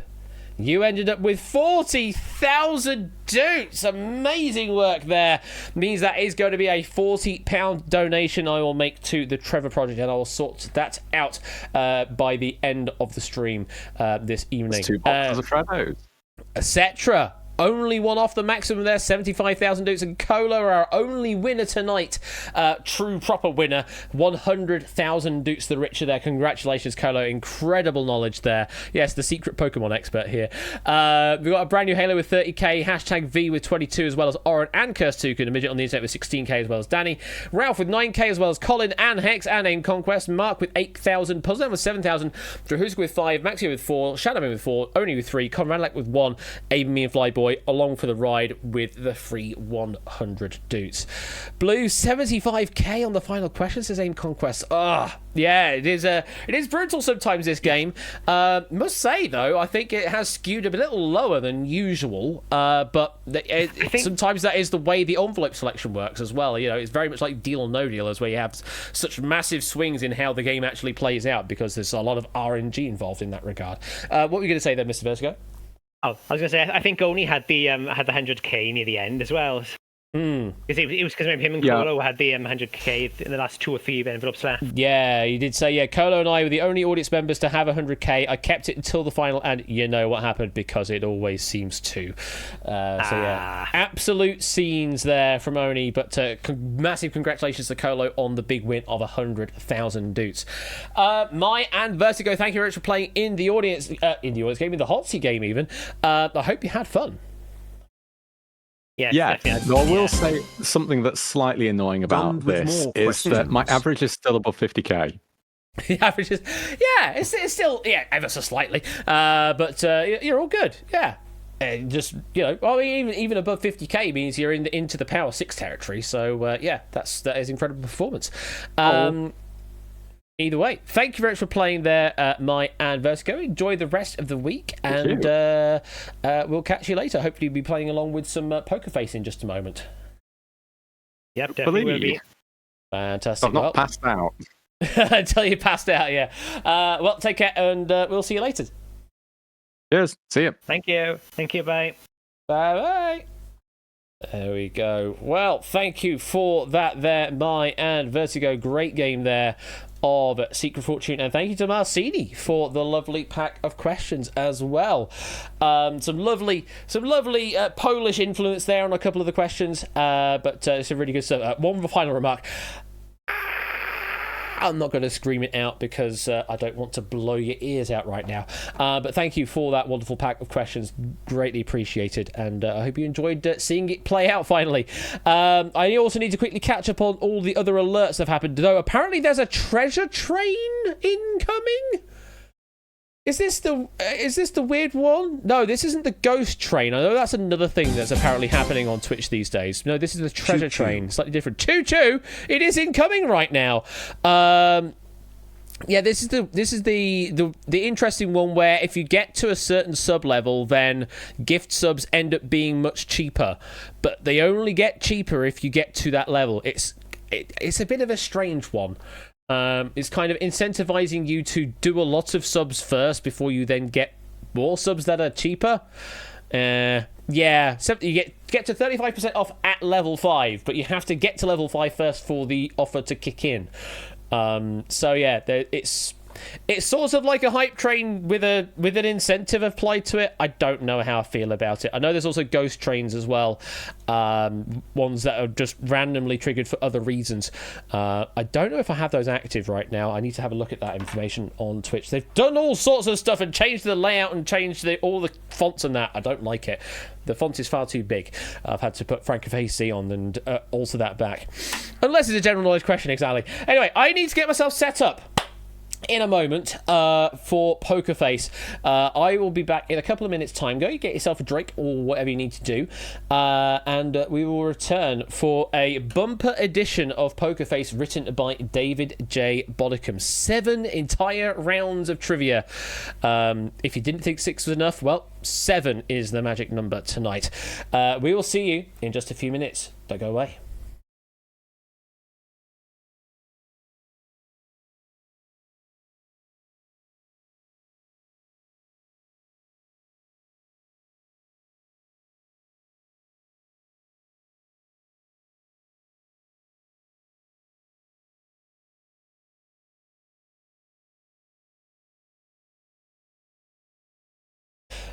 Oh yes, I said I was going to catch up on the alerts as well. Let me quickly read through all the alerts that have happened before the treasure train distracted me. Ones that I did not read out. So let's have a look. Colo with the 63-month resub. Thank you very much for that. Oren with the 40-month resub, who says, greetings. Aim Conquest with, did someone say late? Thank you for that. Aim Me with a 56-month. Did someone say? Yes, I think they did. And then Ralph said, for 63 months, did someone say sub? Or my with 56 months says, did somebody say... Did somebody say new quiz writer? Yes. Apparently you did say so. My slot machine is always disappointing. And Clive coming in there with 77 months. My slot machine is always disappointing. Thank you very much for that. Did somebody say just eat? Thank you for the 100 bits there, Oni. I think I am now caught up with all of the alerts on stream. If I'm not, shout at me. I'll be back in a couple of minutes.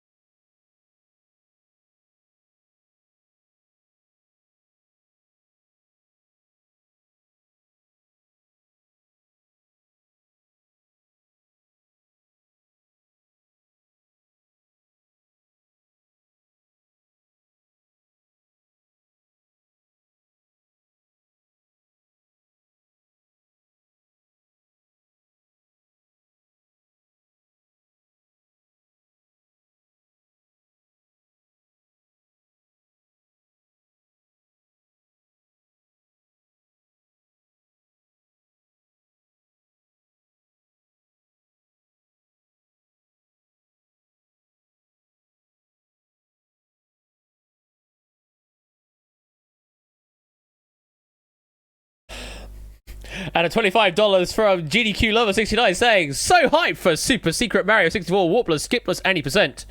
Greetings from Germany.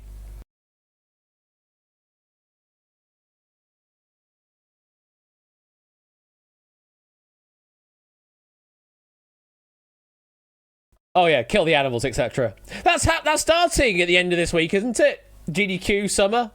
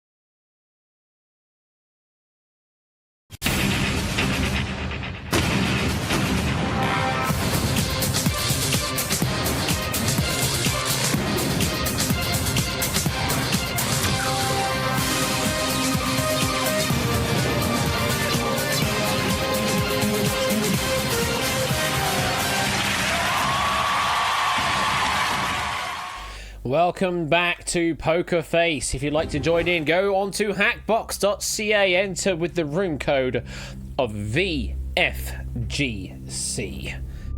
And I await your arrival. There you are, AB Me. There you are, Fetz. Welcome to the game. There you are, Michael. Adrahuska as well, entering in. Hello there, Kjarvs. And Marcini.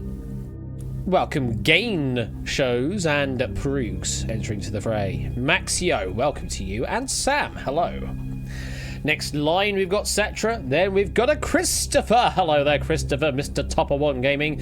And a Vertigo and a Magician the Web.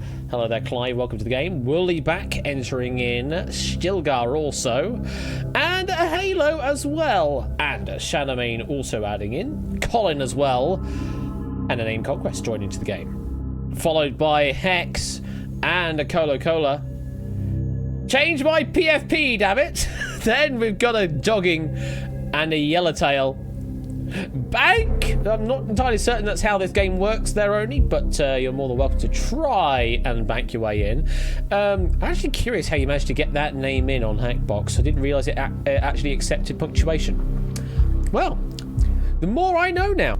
Hello, I am here. Is this a quiz? Yes, it is a quiz, I do believe, Topper. In fact, it's quite a long quiz tonight. We have 7 rounds of questions, no less, in tonight's edition of Poker Face. Normally on the TV show, that's only 5 rounds of questions, because there's only 6 players who need to eliminate 1 in each of those rounds. But we do a mass multiplayer edition here on stream, so we thought, yeah, let's make it 6 rounds instead. But then David just went, nah, hold my beer. Here's 7 rounds. 7 rounds is way less than 500 questions. That's very true. It is less than 500 questions. But, I mean, you'd still be surprised by the count of them. You really would be. You really would be. It's, 38 questions is not bad. Just imagine trying to do that multiple times to get to 500 questions. Ben would say it's a thick quiz. Actually, compared to a lot of Ben's games, it's about the same number that he would normally have. An escape artist is like, 30-odd questions. Bidding War is probably a bit heftier than that. But yeah, 30-odd questions for a game here is there's not much compared to some of the games, namely Breakaway, where you have to write 100 questions and like only 25 of them actually get shown. That's a thing I need to deal with when it comes to bringing Breakaway back, and I do have plans to fix that, but also that's happening after I come back from my break as well. That's the thing. Yes, those joining in late on this stream, I have mentioned that at the end of season 17, I am planning to take an extended break from doing streams. Basically about a month, maybe a bit longer than that, before I come back with season 18. The end of this series/season, I keep mixing the words up, but the end of this one is mid-July. July the 16th is the proposed final stream of this season. It is a Wednesday. I may still do that Friday as a chill stream, because I have realised I have not got a chill stream listed for doing June at all. So that's probably going to be the last one. It's going to be a chill stream at the end of this season, potentially. And then, yeah, an extended break. A sort of summer break, I suppose. Yeah, we're all going on a summer holiday. Something along those lines. Yeah, 4 weeks, 6 weeks, however long it happens to be, I will be taking a break from doing the streaming lark and trying to recharge on all that front.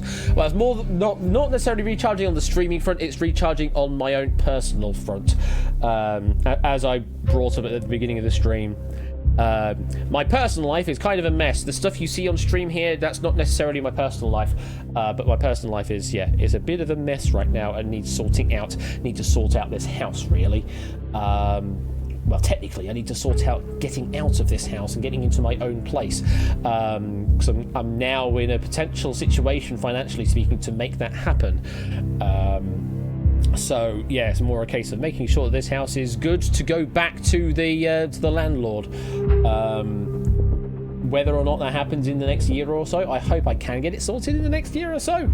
But we'll see what happens. But yeah, I'm now in a situation where I can actually make that happen.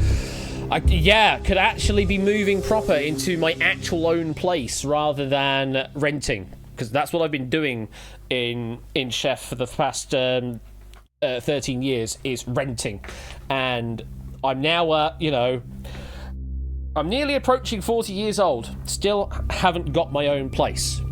That's just the way it is with the market these days. You know, and it's especially difficult for singletons as well. When you get into a couple, it's a bit easier to do that. Like my brother managing to get into a relationship and get a partner and getting into a new build quite easily. I mean, it hasn't been easy for them at all, must be said. But it certainly has been easier to do that than it would have been for me to try and find a place. It's quite cheap to live in Sheffield, I suppose, but yeah, it's one hell of a thing. So yeah, I will be looking at actually getting my own proper place, actual proper place, and being proper adult-like and everything. God, me being an adult, don't really wanna. But yeah, I've been renting all the way since university at this point, and yeah, it's just like, yeah, sure, it's fine, it does the job, but it's not my own place. That's the thing. And if it was my own place, I'd probably, you know, keep better condition of it and actually want to do lots of stuff with it as well. And as Scorecow kind of says, Quiz Night HQ proper, I could probably, you know, really turn it into my own place and really do all sorts of crazy stuff with it.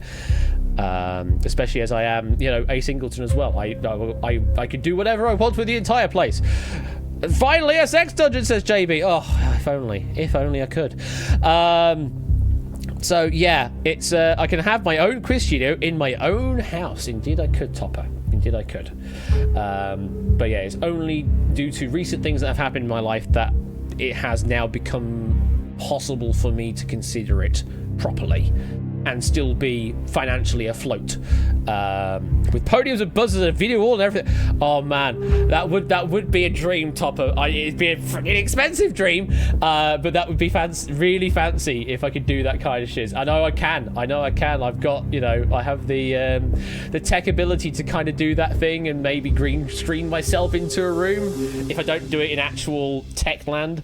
But yeah, that's pipe dream stuff for later down the lines.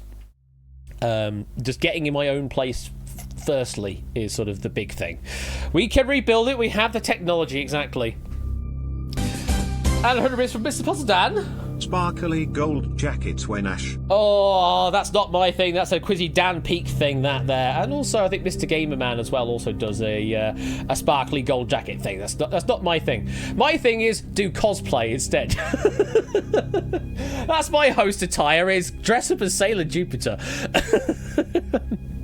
Get a green room attached to it for contestant interviews. Oh, Jesus Christ. What you're saying, Mr. Top of World Gaming, is you want me to do like Poker Face but for reals, like, so we can actually do proper green room cutaways and everything.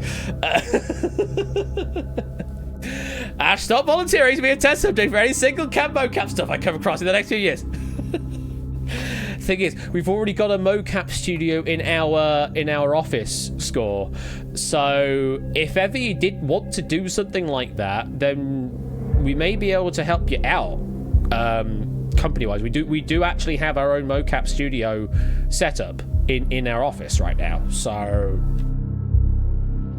we don't make much use of it as well. So, you know, if you can figure out some sort of you know, financial incentive for us to sort of rent out the equipment to you in some way, whatever. And like we do have a lycra suit for that as well, with all of the sticky balls. Yes, but yeah, we very rarely make use of it. So any way we can make more of it, that probably would actually work out for us. So yeah, there you go. Some information for you. We do have mocap abilities if you wish. Yes, indeed. I also need to welcome into the game Mark, Radalak, Ben, Flyboy, Ralph, Puzzle Shapes, and Joseph entering into this edition of Poker Face. I will give you another 30 seconds to get into this game, and then we will start the quiz promptly. If you haven't played Poker Face before, well, I think most of you have, but if you haven't played, a quick summary for you. You will see a series of questions with multiple choice options. Pick the correct one, you get some value added to your bank. At the end of each round, we need to lose a number of you from the game at a face-off. You can either choose to fold, and that is you claim what you currently have in the bank and you leave the game at that point. Or if you decide not to fold, then hope that you're not in the bottom of the pack. Otherwise, you'll be eliminated and you lose everything in your bank at that point. We rinse and repeat until only one player is left at the end of the game, and they will be our winner of Poker Face tonight. Values of the question will increase in each round, so it makes it harder and harder to try and hold your nerve. And yes, there are 7 rounds in tonight's game. Normally we have 6 on stream. Tonight we have 7, so another 5 questions at the end to extend it even further into the brutal category of questions that David J has listed. If you've never played Poker Face before, quick summary: if Score DMs you saying boop, you have been poked in your face. Thanks for that, Mike. Wait, Quizzy Guardian Sailor Moon? Caster? Yes, exactly, Yoni. Right, let's get this game underway. Wish you all the best of luck. This pack written by, of course, Mr. David J. Bodicum. Let's play Poker Face. There we go. And quick written summary for those that aren't listening to me directly and just have me muted for whatever reason. There will be a total of 7 rounds. Each one players must correctly answer multiple choice questions. And 100 bits from Sunny Cat. Some people really go gaga about this game. No, they don't indeed. Thank you for the bits. Each player, of course, can see own progress throughout the game. You cannot see how anybody else has performed. We do not reveal that until the very end of the game. At the end of each round, there will be a face-off. A number of players will be eliminated from the game at the face-off. Those players might not be the worst, though. You can either fold or be eliminated throughout proper.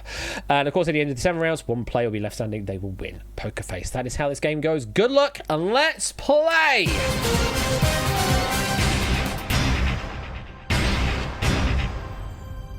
Of course, the only saving grace with there being more questions, more rounds, is that there will be fewer players to eliminate on average now in each of the rounds. So, for round number 1, there will be 8 questions in total. Each one is worth 2,000 doots added to your bank. You will be given 2,000 doots for free as well. And we'll only be losing 6 players at the end of this round. So not as brutal as it has been in recent editions, but you still need to keep track and make sure you're not in the bottom 6. So, wish you all the best of luck. Good luck. Here's your first question. The Renaissance, Europe's post-medieval cultural and artistic revival, originated in which modern-day country? Is it A, Italy, B, France, or C, England? And remember, there's only 3 seconds of time as well, so you've got to be very, very quick with your responses. The correct answer is Italy.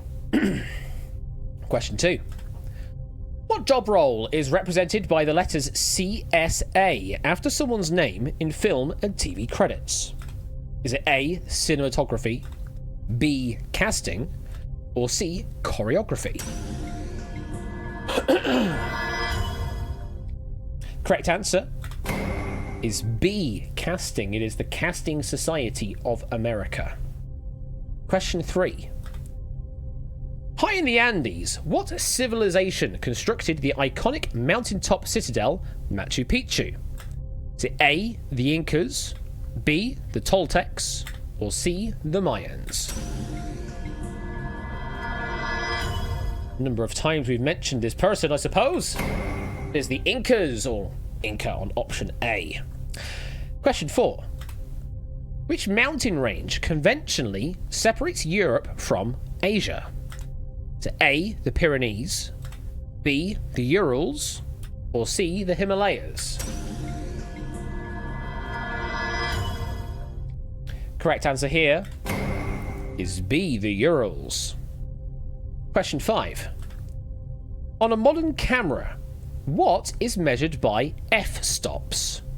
Is it A, ISO, B, aperture size, or C, shutter speed?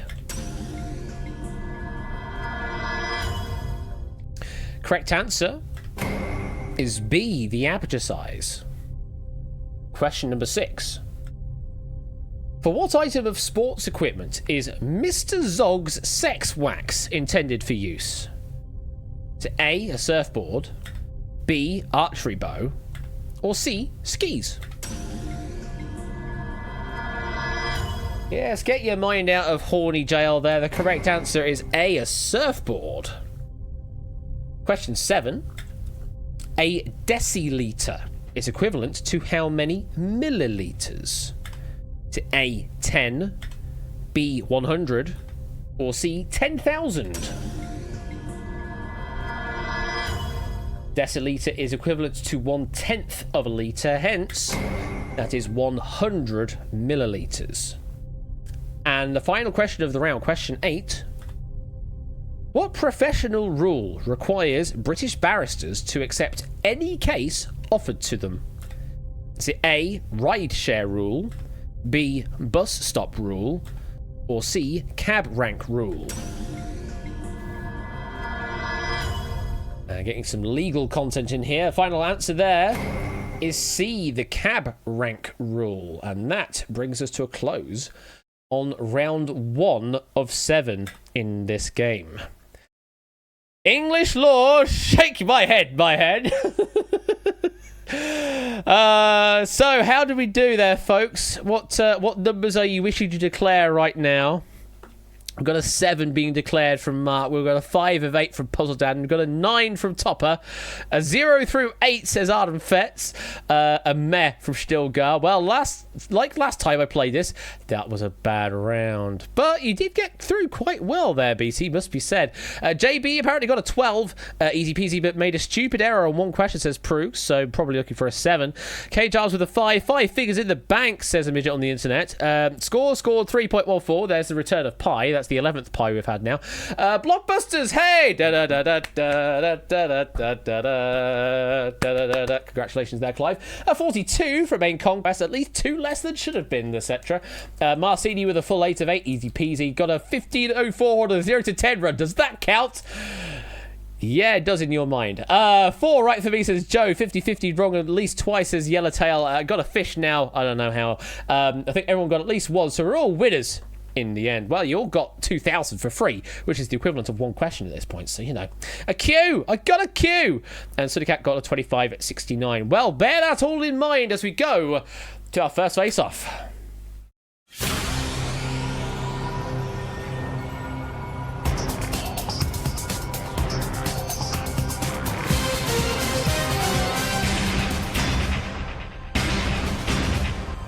Because these questions feel easy, I expect some people to stay. Well, that is the beauty of the way this pack is written. It does start out on the easier side and ramps up as you go through the pack. That is why the final round is known as brutal. No, it literally just has brutal as the category name for all the final 5 questions. Anyway, situation here. 6 of you need to leave the game at this face-off, either through folding through your own means or getting eliminated from the game for those that do not fold if you do not meet enough players. Consider how much you currently have in the bank right now. Do you think you've done enough to keep yourself in the game? Do you think you've convinced your opponents enough that you've done well enough in the game? Well, it is time to make your mind up. As I say, hands by your buttons. Start the countdown. 10, 9, 8, 7, 6. Game shows is gone. 3. Arun's having none of it. 1. Only 1 other folded. Joseph also folding along. Wow. Considering we only need to say goodbye to 6, hardly anyone has decided to fold at this point. Though I suppose maybe you don't care to lose a 5-figure sum at this point. Well, 2 have gone. Another 4 need to follow. Arun was just so angry about that British law question. Well, they're going to claim what's currently in the bank and will also play along for a bit of fun for some bonus doots, but they are of very little value compared to the main game. Who else is being eliminated now? Change my PFP, that's my Cetra, Maxio, and Drahuska all getting eliminated at the end there. Oh no! Oh no! I tabbed out and pressed the bastard fucking bold button. Oh no!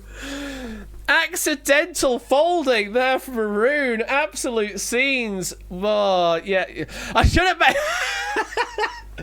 That's the first time anyone has complained that the button's too big on Hackbox. Well, I do apologise if the button was too big for you there, Maroon, but I'm afraid that's user error. That's not my fault that you did click that. You do claim what you currently have in the bag, and obviously it will tell you on your screen right now whether or not your fold was a correct decision or not. And you'll be able to play along for a bit of fun anyway and get some doots along the way. There's still 6 rounds of questions to go. Each one is worth, I think, 100 doots for free outside of the normal game. Has anyone got the bullseye stab music? I don't have that to hand right now, Proof, I'm afraid. But for our remaining players, congratulations, you are through to round 2.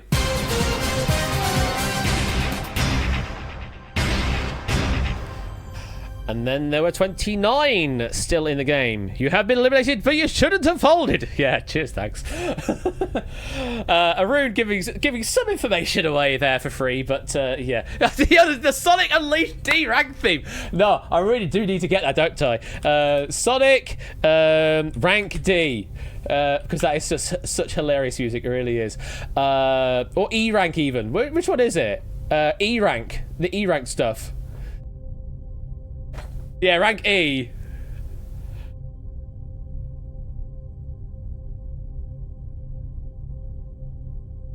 Yeah. Oh, it's so good. Because they've obviously been told explicitly to play badly. Like those are professional musicians playing badly. There's also Portsmouth Sinfonia, people it's often sort of shared around as people that really can't play their instruments well. The reason is they are all professional musicians, but they're playing on an instrument they're not familiar with for the first time, literal first time, and playing that music. So yeah, if you search for Portsmouth Sinfonia, that's just an entire album or whatever of them literally playing the wrong instrument on purpose, but they are professional musicians. It's so funny. It's just so funny. Anyway, gonna move on to round number 2. Each value of the question is now increased with up to 3,000 for each correct answer. 5 questions in this round to consider. 6 of you need to be eliminated at the end of this round. We will show correct and wrong, but in anonymity in this case, so you'll get to know an average guess rate of each question. Good luck. Let's see the first question in this round. In the era of Pangea, which modern-day continent used to lie off the east coast of the US? Is it A, Europe, B, Africa, or C, Australia? Correct answer there was B, Africa. Not many getting that one right. Question number 2. Which host of a US talk show used to co-present the satirical podcast The Bugle? Is it A, Stephen Colbert, B, John Oliver, or C, Craig Ferguson? Correct answer here was B, John Oliver. A few more getting that one right. Question number 3. Which of these is not the name of a prominent Chinese dynasty? Not the name. The A, Tang, B, Shang, or C, Hang? Yes, there is a not in the question. The correct answer is C, Hang. There is a Han dynasty, but not a Hang dynasty. Probably around half of you getting that one right. Question number 4. Which type of watercolour paint is combined with gum to provide a matte finish? Is it A, tempera, B, acrylic, or C, gouache? Correct answer is C, gouache. I get about half of you getting that one right. And final question, question number 5. In an example of mutualism, Which fish species helps to keep anemones free of parasites? Is it A, the surgeonfish, B, the angelfish, or C, the clownfish? And the final answer was C, the clownfish. That's more like it. Loads more of you getting that one right at the end of the round. So, looks like at least one for each player there. Maybe about 2 or 3 on average. What do you want to claim in chats right now? Yeah, we've got some Finding Nemo content there. Mark is declaring a 3. Finally, some easy ones there from Ralph. A 3 of 5 from Puzzle Dan. I've got a -4 from Topper. Then maybe you want to fold at this point, otherwise you're going to be going into the negative deuce. My mind betrays my guts, says Yellowtail. I claim a 5, says Ralph. E, says Oni. Congrats on the E. 4 or 5, just missed question number 4, says Midge on the internet. Between 2 and 4, says Michael. I did all right, says Proogs, with an ellipsis. Better than last round. Make of that what you will, says Adam Fetz. And a solid sum from K-Jarves. Well, I'm too busy hunting Pokemons in the hit app Pokemon Go to answer any questions. Well, I mean, you may want to fold at this point then, Clive. A 4 or 5 from Polska, and it could have gotten 5 out of 5, but could have doth butter no parsnips, Hex. It's time to go to face-off number 2.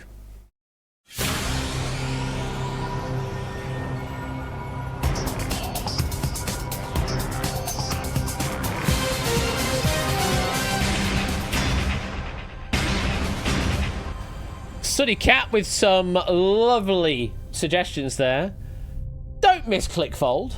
I mean, it does present itself as a very big button on Hackbox, just to make sure you can click it if you wish to click it, but just don't accidentally click it, is what Sooty Cat is suggesting there. Or maybe do. Make it easier for Sooty Cat at this point. Just fold early. It's entirely up to you. Consider what you currently have in the bank right now. Do you think you've done enough to stay through to round number 3, or do you think you are in the bottom 6 of the pack right now? Consider your options. Here comes your prompt. Hands by your buttons. Start the countdown. 10, 9, 8, 7, 6, 5, 4. No one's breaking step yet. 2, 1. There's a Halo, there's a Colin, there's a Bank. There's a Bank getting there. Oni has decided that's enough. Halo's decided, and Colin has decided. Such bravery tonight. Well, 3 of you have folded, but that does mean another 3 of you need to go to make up the 6 at this face-off elimination. So, who else is joining along into the wipeout zone, losing absolutely everything in their bank? Of course, you can continue to play along for a bit of fun, but either way, who's gone? Shadowmane's gone. Jogging is gone. And Topper Christopher is also out at this point. You were in the bottom 6 of the pack there. Only to Halo and Colin, of course, it will tell you on your screen right now whether or not it was a good decision to fold at this point or not. Keep that in mind, but don't let us know just yet. We will go to the reveals at the end of the game. I made round 3 out, says Puzzle. Congratulations. But also, David also made round 3. And Hex says, neat. Yeah, you are through to round number 3 as well. Let's go over there right now.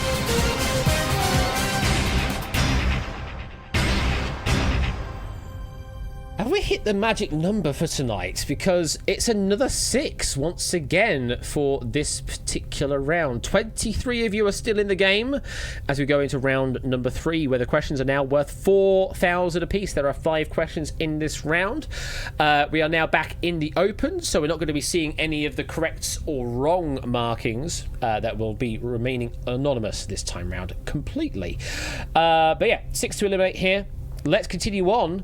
The questions do get harder. Your first question of this round is the following.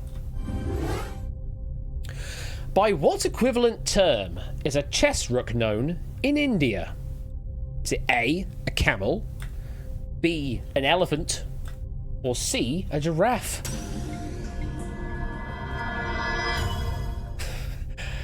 This quiz is of the devil. Harder gets that. The correct answer is an elephant, yeah.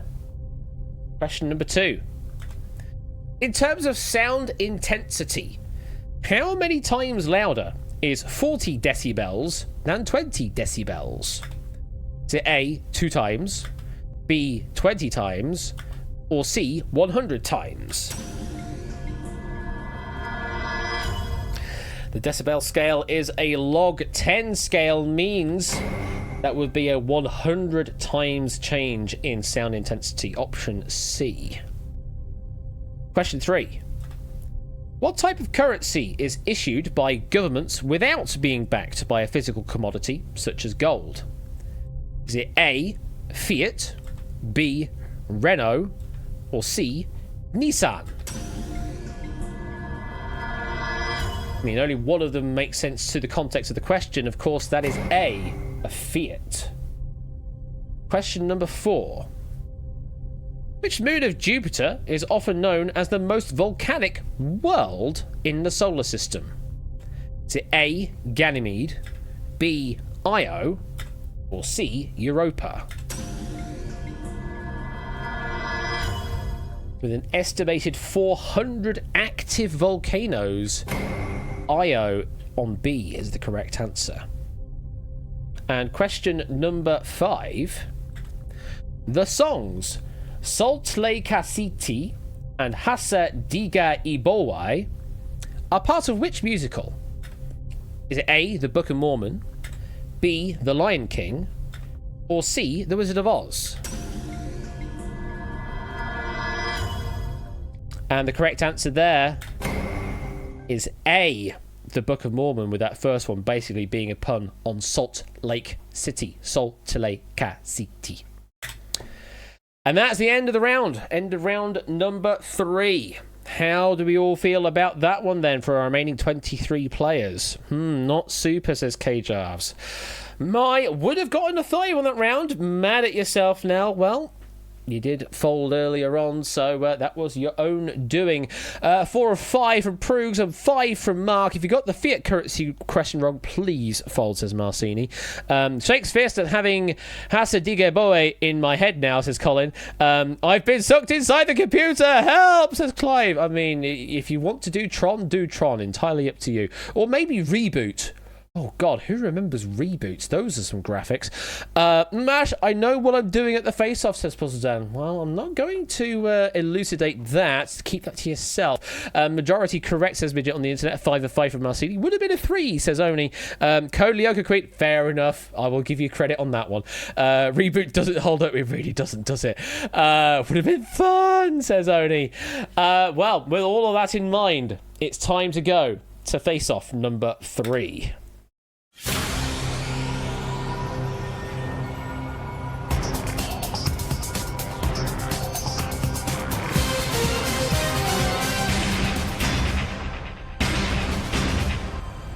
Vertigo is torn here. Well, there are 23 of you still in the game right now. Another 6 of you need to go. So it's about a quarter of you currently playing right now need to leave the game. So it's going to start getting a little more sticky in terms of the eliminations here as more and more of you leave the game. But we've only had like 2 or 3 folds each time so far. So maybe you don't want to fold right now. Maybe you do want to go a bit gung-ho like everybody else has done so far. It's entirely up to you. It's your decision to make. Do you think you've done enough? Sod it. I'm going to risk it. They're only doots, says KJarv. So I've had a lovely day. I'm going to risk your doots. Well, we'll see if that is the right decision at this point in the game. Hands by your buttons. Start the countdown. 10, 9, 8, Puzzle Dan has had enough. Is claiming what they currently have. 5 more need to go, though. 3, 2, 1. I have 5 listed in front of me. Aim, Conquest, Midget on the Web, Puzzle Dan, Vertigo, and Yellowtail have all folded at this point in the game. 5 is not exactly 6, though. We are very, very close, though. Someone with race conditions, too. Oh, is it 6 on the app? Is it another one of those where I don't know who it is and I haven't updated the damn code yet? Ah, okay. 0 players to fold. Fair enough. So we do have a perfect fold situation. Who is it then that has folded at this point? That I have not listed currently. Think I got a little too quick on the button there, says Yellowtail. So it might be... Oh, I don't know. Well, you are listed as folded on this one, so I don't know who it is currently right now. But someone must have clicked in the final frames. Well, I don't know who it is, unfortunately. The game knows who it is, but someone has been eliminated due to folding at the very least. Means you do get to walk away with what you currently have right now. Well, with that in mind, I'll press that button. Does it now resolve, now that I've done that? Does it now actually say things on your screen right now? Yes, it does. So yeah, there's the update now. You survived the round, says BC, so you're through. So now it should have said to the 6th person who has been eliminated. Got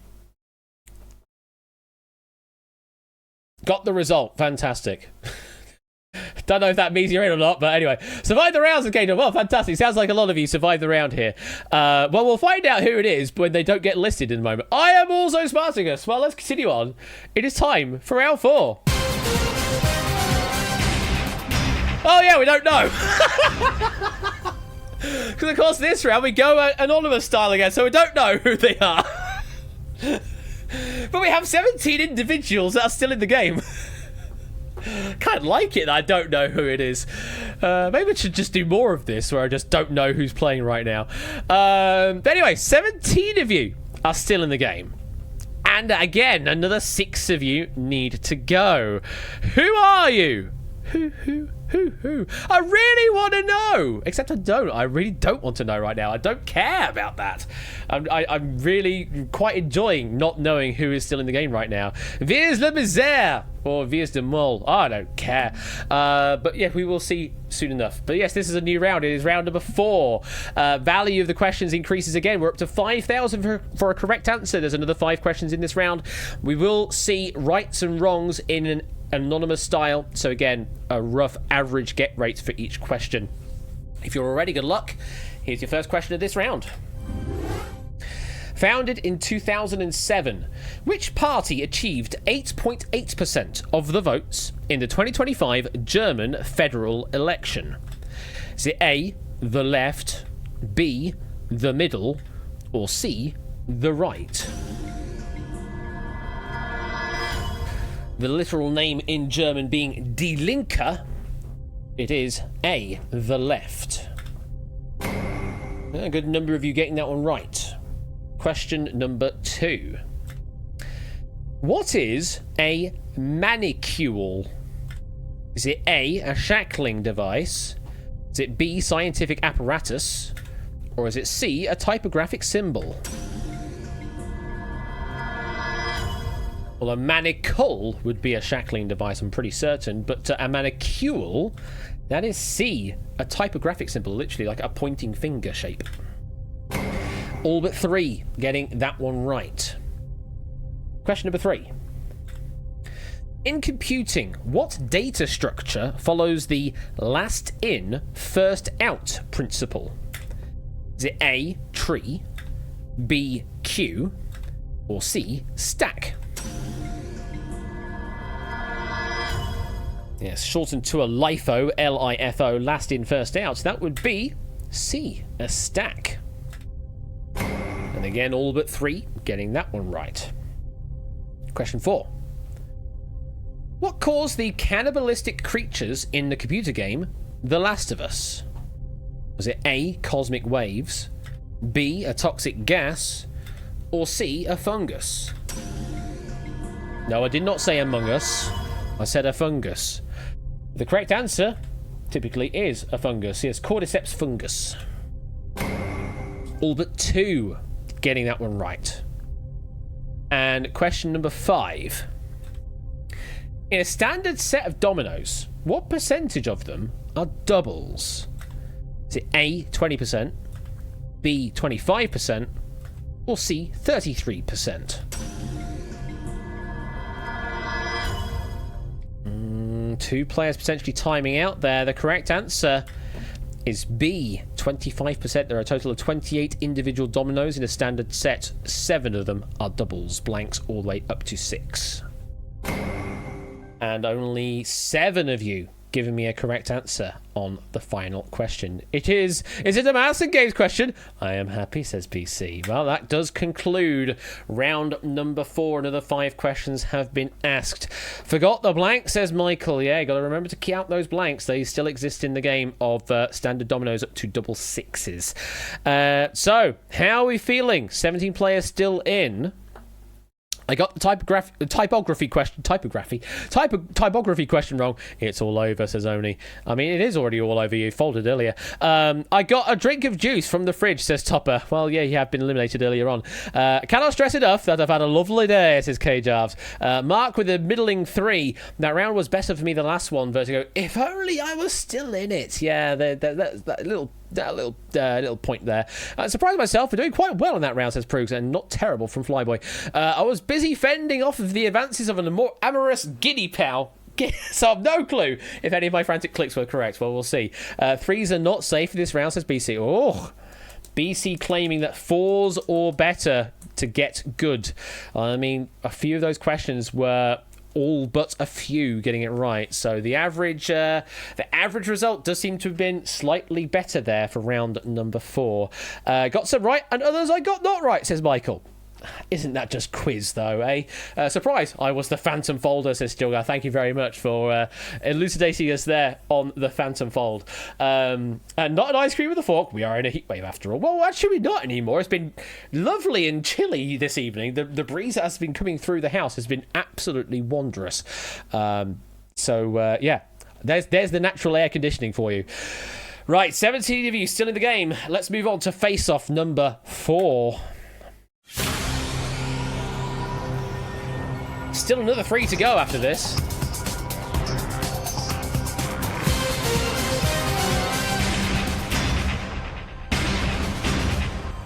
Here we are.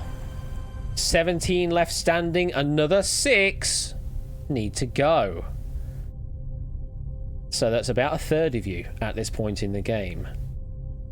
Consider your options. Because, of course, we're counting your total bank as your initial factor. Then it's the number of correct answers that you got in this particular round. And then additional metrics beyond that. Timing, I believe, is part of it. But the first metric is your current grand total so far. If you think you've got a good grand total so far, then stay in the game. If you think you have not done so well, then maybe consider folding, unless you think that your number of correct answers in this round will save you. Has Mark fallen into the bottom third is the question. BC suggesting that 55,000 is the safe point right now. Well, I suppose in a standard game, that would be about right. That seems to track with the kind of scoring patterns we've had in previous editions of Poker Face. It's going to be interesting seeing what the 7th round is going to add to the mix at the end, because we have no idea of the values at that point so far. But so far, you know, here, after round 4, we are kind of familiar with this trajectory. So, also thank you for your software putting me and me beside each other. You're very welcome. It's just alphabetized. Anyway, if you're all ready, hands by your buttons. Start the countdown. 10, 9, 8, 7, 6, 5, 4. 6 if you need to go. 2, 1. I see a Hex, a K-Jarves, and a Woollyback have been eliminated from the game. They have folded at this point. That's 3. But 3 is not 6. I've had a lovely day. Well, you've had a lovely day and you have banked out what you currently have right now, but that is now the end of your main game. But for 3 other players, well, it is the end of their main game now as well, but they're going to lose absolutely everything. Who is it? Conrad Lack, Marcini, and Cola. Our winner of Secret Fortune earlier on has been eliminated at the end of round number 4. Means we still have in the game AB, me, Ben, Clive, Fetz, Flyboy, Mark, Michael Proogs, Ralph, Sam, and Shapes. Congratulations to you all. It's time to move on to round number 5.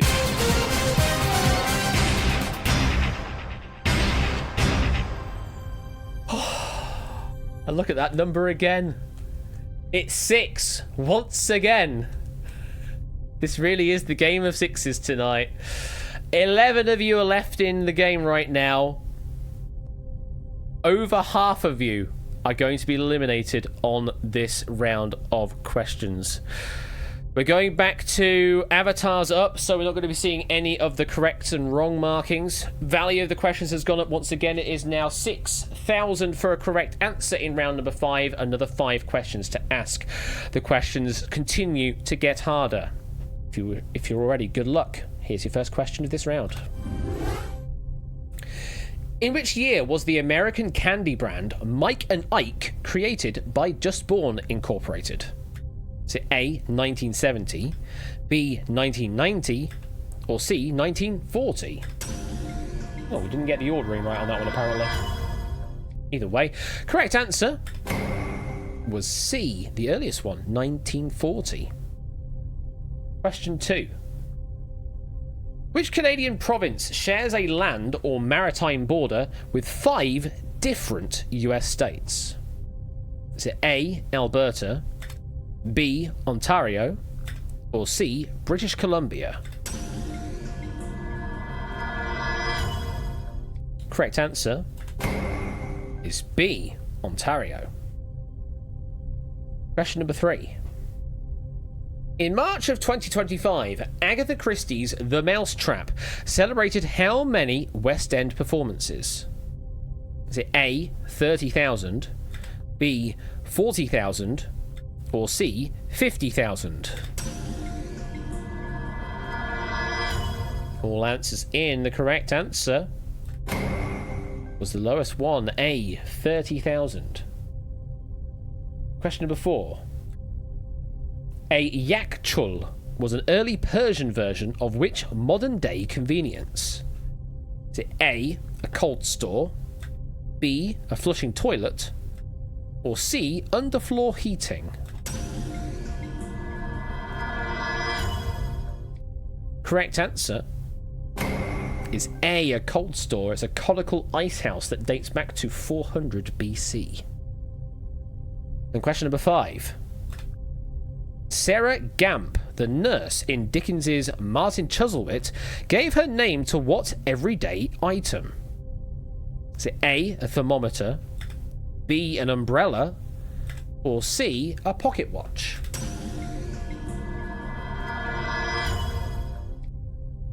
And final answer there is B, an umbrella. A Gamp is a name for an umbrella named after Sarah Gamp, who always carried one. And that is the end of round 5 of Poker Face. Oh, hard to get they. I would really struggle on those questions there, must be said.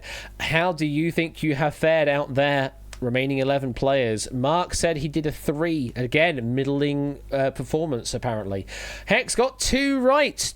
Well, you're not in the game anymore, Hex, so it doesn't matter. Actually, umbrella's not an everyday item. It's only used in rainy days. Hashtag pedantry. Yeah, you got me there. I did use an umbrella this morning. It did rain quite, but not hard, but it was just very, very misty rain. So, yeah, but I did have to use one this morning. I got a question right. Yippee, says Clive. Fantastic. Some origami time, says Sunnycap. It's a goose egg from Midget on the Internet.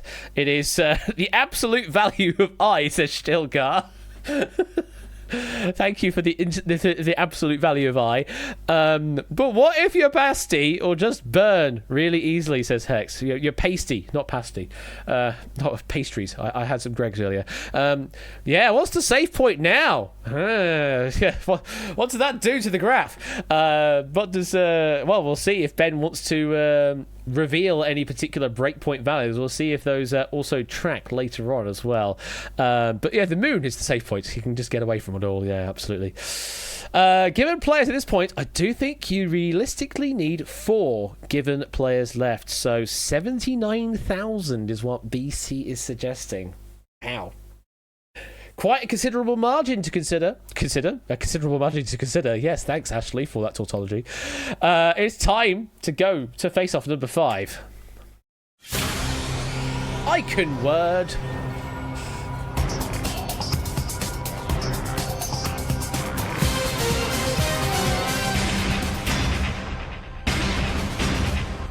The most brutal of our face-offs so far. There are just 11 of you in the game, but over half of you need to go at this point. Another 6 of you need to leave. Whether that is through your own means by folding, or whether it is through the means of the game eliminating you because you're in the bottom 6 at this point in the game. Avatars appearing perfectly in sync with the music. I mean, I kind of like it. I think Arun should fold at this point. He probably should fold at this point, not at the point he did fold. Just sent the third sanctuary from Deltarune Chapter 4 to a harpist friend of mine, attempted to screw with her, given the time signature, and she is now thoroughly analysing it. I feel kind of bad. Yeah, the music in Deltarune is kind of crazy. Oh, man. I don't want to say anything to avoid spoilers for those who haven't played any of Chapter 3 or 4, whatever. So I'm not going to say anything. So, you're working through Chapter 3 right now, fair enough. 12 plus 11 over 8 is weird. Yeah, I mean, yeah, time seems to just be like that sometimes. And Ralph hasn't even finished Chapter 2 yet. Well, time to do so, Ralph. Anyway, for our final 11 players here, here is your prompt.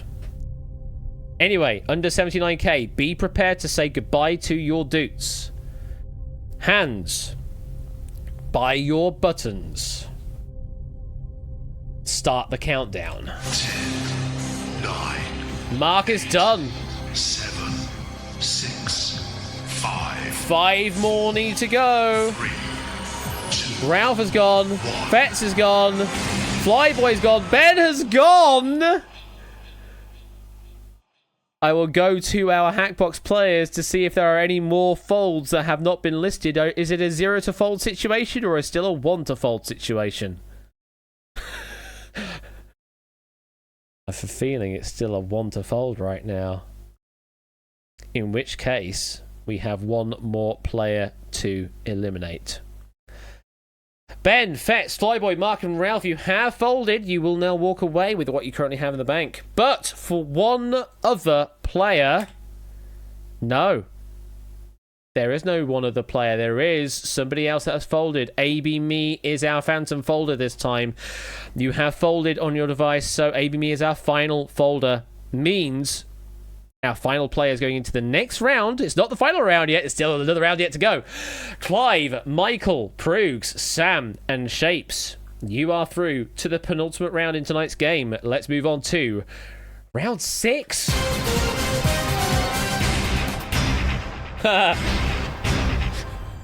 My layout doesn't quite work here, does it?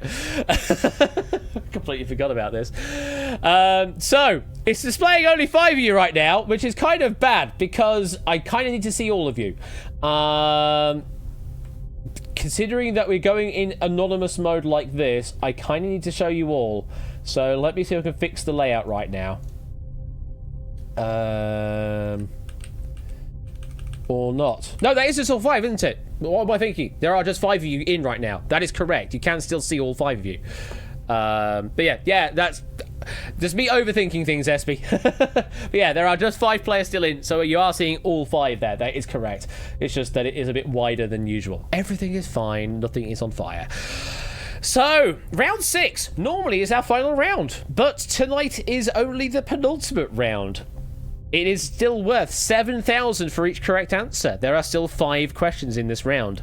3 of you need to be eliminated at this point. And very curiously, with just 5 of you left in, we are going to be revealing rights and wrongs. Again, in an anonymous style. So there's going to be some real big information shown right now on this round. Not necessarily in the same position each time, they will get randomized, but big information. If you're the only one to get a question right, you know, that's going to be a big boon here. So do pay attention on what gets revealed on stream. If you're all ready, good luck. Here comes your first question. In filmmaking, what movement involves mounting the camera on a track or vehicle that moves left or right? Is it A, pedestal, B, truck, or C, dolly? All of our players are in. Correct answer is B, a truck. Dolly is specifically for forwards and backwards. Truck is specifically for left and right. Well then. That made no difference whatsoever. Everybody got it wrong. Question 2. Which of the following quantities is not conserved in an inelastic collision? Not conserved. Is it A, total mass, B, total momentum, or C, kinetic energy?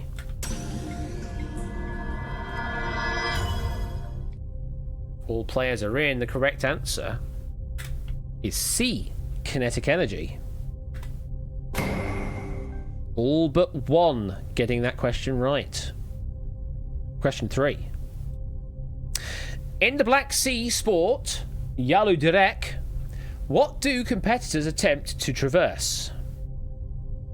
A, a rope bridge, B, a frozen pond, or C, a greased pole?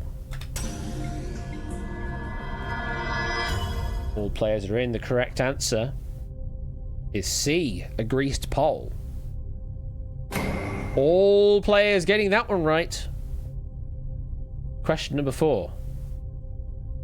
How many pages would an A5 pamphlet made from a folded and trimmed A2 piece of paper contain?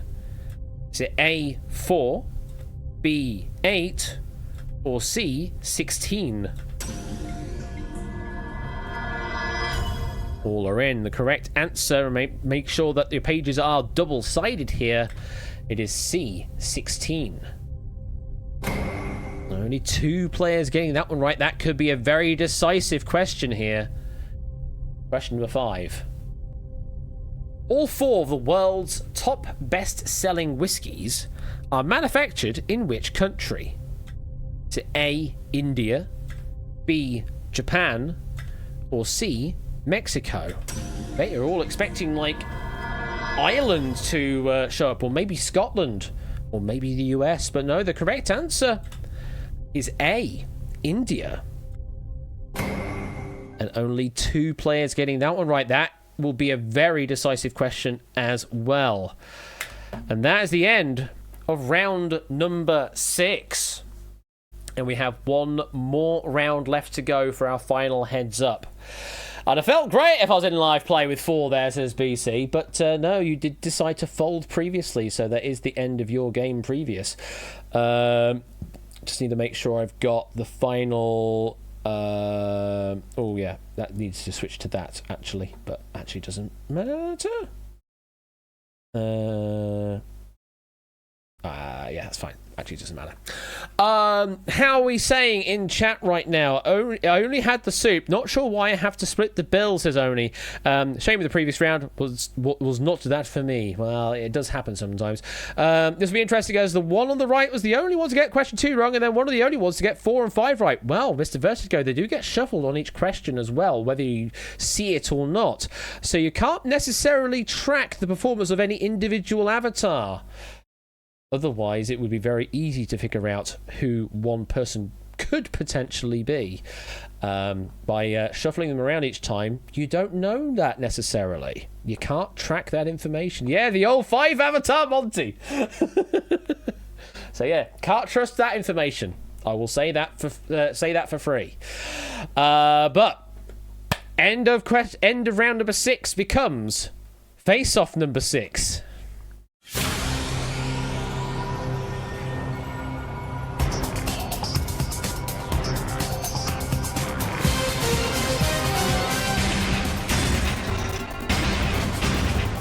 All the noise is going on. Also, my text-to-speech channel are just broken tonight, apparently. Yeah, Fort Boyard is a bit tuned up tonight. I don't know what it's doing, but hey, welcome, Quizzy Dan Raiders.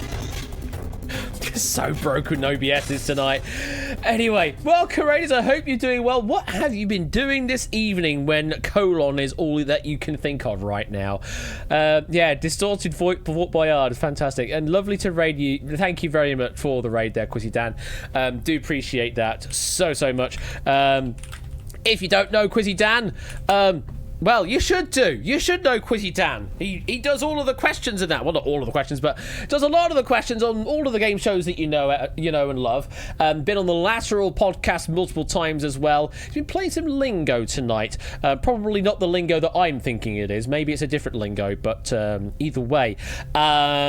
Hope you're doing fantastic out there, Quizzy Dan. Do go give him a follow if you aren't already doing so. Plays through loads of games, puzzly in nature mainly, crosswords, that kind of thing. If all of that sounds a bit interesting, then do go and head his way. Give him a follow right now. As for me, I do quizzes and game shows in an interactive manner on Wednesdays and Fridays, though in a few weeks' time I will be having an extended break from it all, just to just sort my life out more than anything. But we are continuing on with this game of Poker Face. We are in the penultimate face-off right now. We have 5 players currently in. That needs to become 2 to go to our final heads-up round. Yeah, no worry, QuizDan, thank you very much for the raid. Thank you for sharing your love, sharing your followers here with me tonight. And you're all more than welcome to watch how this final game all folds out. So, Clive, Michael, Prue, Sam, Chapes, only 2 of you can go through to the next round. Do you think you have done enough up to this point in the game to get you through into one of those final 2 positions? Either way, through folds or eliminations, 5 must become 2. Hands by your buttons. Start the countdown. 10, 9. This could be interesting. 8, 7, 6, 5. Sam's had enough. 2 more. 2, 1. Prugs and Clive have also had enough. We have exactly 3 folds, which means, well, we just go straight to the final. Michael and Shapes, you don't have to do anything at this point. You are guaranteed through to the final of Poker Face tonight. Clive, Prugs and Sam, you have folded. Means you claim what you currently have in the bank. Whether or not that was a good idea or not, it will now tell you on your Hackbox device whether or not it was a good decision or not. Oh no! I hear music. Someone phantom folded, but over folded. So Michael, Shapes, who overfolded? Michael overfolded. Interesting. So, Shapes, that is some interesting knowledge that you've just earned there from Michael overfolding. We did only need 2 players at the end to go to the final round. That is why Michael has been brought back. This is essentially you have pressed the button, but you were slower than Clive, Prugs, and Sam were. So it doesn't matter that you didn't get to the button, but the fact that you have shown your interest in folding at that point means you may have shown your hand too early. Maybe you think you've not done enough compared to Shapes. Or maybe this is one of the biggest bluffs we've ever seen on the massive multiplayer edition of Poker Face. We don't know yet. But what we do know is, Michael and Shapes, you are through to the final round for the final heads up. Round 7.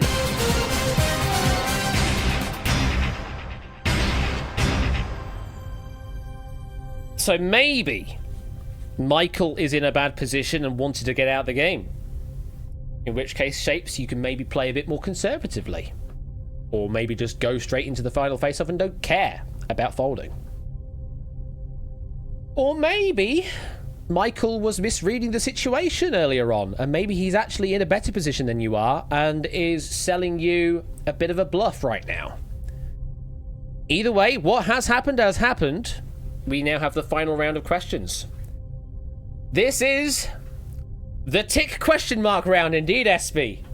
We will see whether our players have given correct maybes or wrong answers to each of these questions. If they have actually given the correct answer, it will show as correct maybe. If they've given a wrong answer, it may show as correct maybe, or it may show as actually wrong, as determined by what the software decides. What that likelihood is, I am not going to mention, because otherwise you metagame the hell out of it, and I don't want you to metagame the hell out of that. I want to leave those reveals a complete secret. So, Michael of Shapes, only you will know how well you have done in this round, actually. But of course, you can use the correct maybes to figure out how well your opponent may have done in this round. If you're ready, good luck. Here is the final 5. What musical form features a primary theme returning between contrasting sections like A, B, A, C, A? Is it A, rondo, B, fugue, or C, cantata? Hello there, GCSE music. Of course, ABACA, ternary form in that kind of way, is rondo on option A. Both players have potentially gotten that one correct. Question 2. Which of these can happen when a tree undergoes exudation? Is it A, smells rotten, B, turns to stone, or C, pours out sap?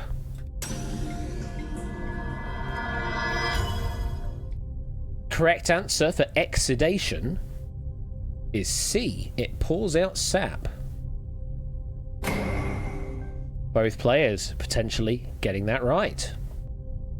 Question 3. What is the AI company Hugging Face named after? Is it A, sci-fi film alien, B, emoji character, or C, Native American chieftain?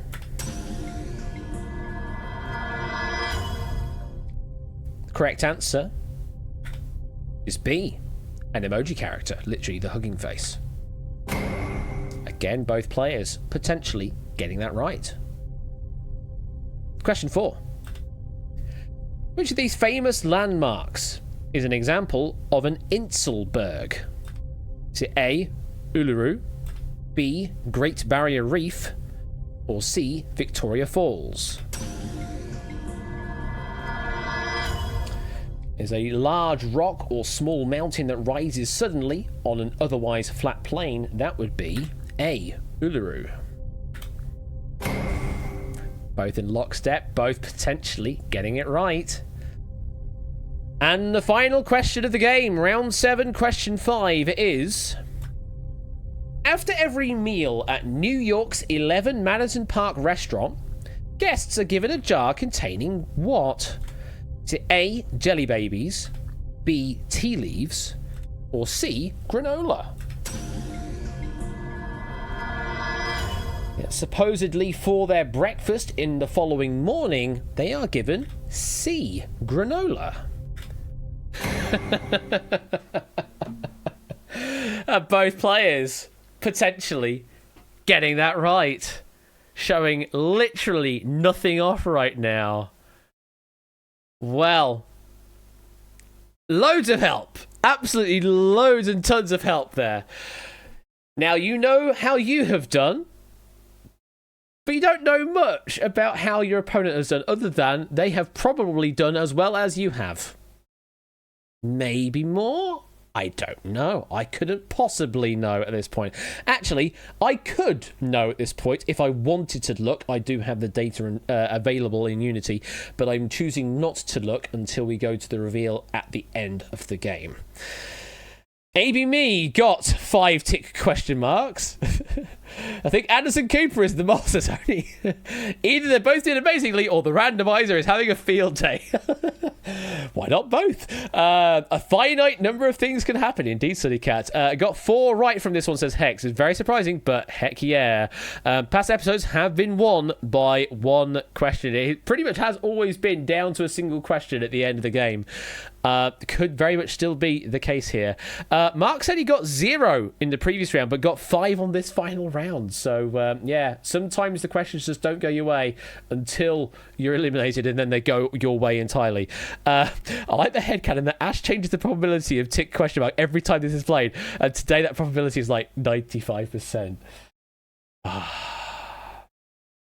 SB, if only you knew, though. If only you knew.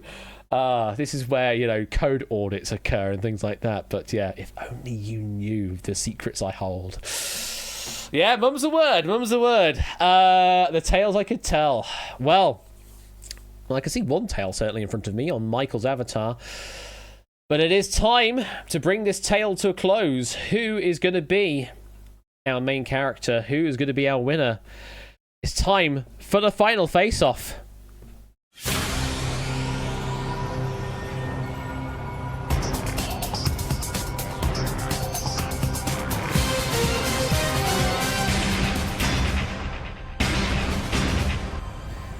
And so here we are, Michael versus Shapes in the final face-off of this mammoth edition of Poker Face. 7 rounds of questions. I hope you've enjoyed all of the questions that David has written for tonight's edition. Maybe we'll get an 8-round edition later, I don't know, or maybe we could do like a special charity edition that is super long. But for now, we'll stick to 6 or 7. Who is going to be bold and does not fold? Well, considering what happened at the end of the previous round, and considering that they were basically in lockstep on the tick question marks, it may be that it's still in Shapes' favour right now. But only due to the amount of risk being applied there. We don't know for sure how well the questions have swung in that final round. Only they know their individual performance. Michael, Shapes, wish you 2 the best of luck here. Hands by your buttons. Start the countdown. 10, 9, 8, 7, 6. Who's gonna do it? 5, 4. Who's gonna do it? 2, 1. Michael is going to do it, which means Shapes, congratulations. You are our winner of Poker Face tonight. Well done indeed. And you will get the top prize at the end, which I didn't say actually. I was going to increase it because, of course, you're going to be playing for an additional round, so there's going to be more on the line. It was going to be 300,000 for the jackpot prize rather than just 250,000. So congratulations, Shapes, on the jackpot win there. If you're watching without sounds, I have no idea half of what's happened.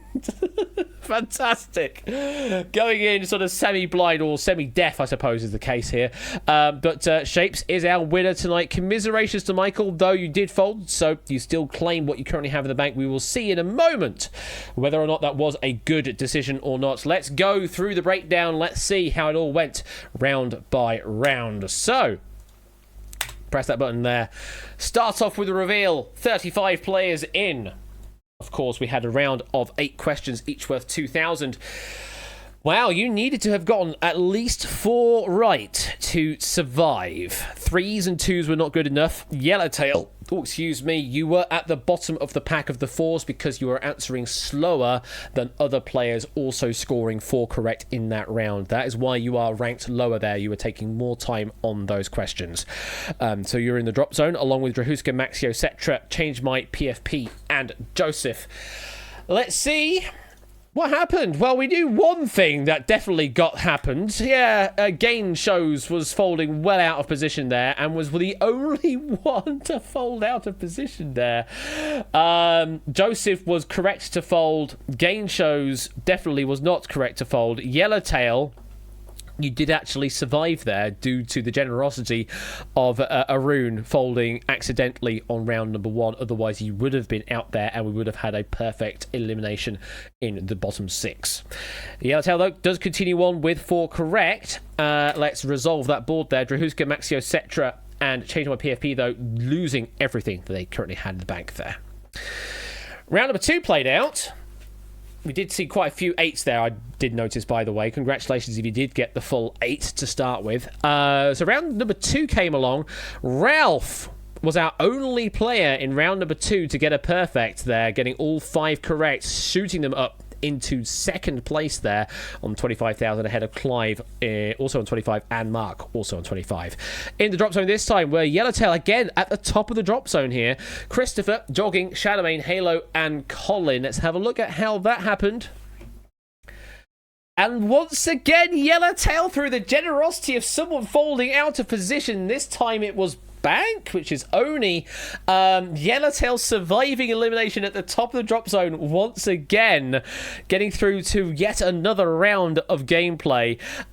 So yeah, Oni, you were 2 positions out of fold there. Very, very close though. So, 1,000 in it. Yeah, absolutely. But you could have gone 1 more round still. Let's resolve the board there. Christopher, Jogging, and Shadowmane, though, getting eliminated, losing absolutely everything. So Yellowtail still hanging on in there, despite should have been eliminated at the end of round number 1. Let's see, round number 3. Do we have any perfects? Flyboy and Mark were our perfects this time round, getting 5 of 5. Mark going up to first place, Flyboy into second place ahead of Michael, currently in third place. So, as it currently stands on the leaderboard, Michael is ahead of Shapes by 3,000 doots. So, has the lead so far on the final exchange. We'll see in a moment if that does actually make a difference.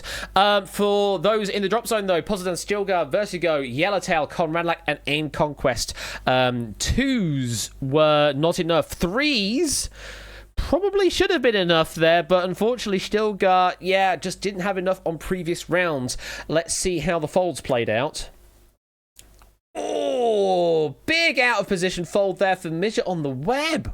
Oh, yeah. Midget on the Web, you were in a much more secure position, folding 5,000 doots out of position. Means in this case, Conradlac on just 22,000 doots did survive through to the next round through that generosity there. So let's resolve that board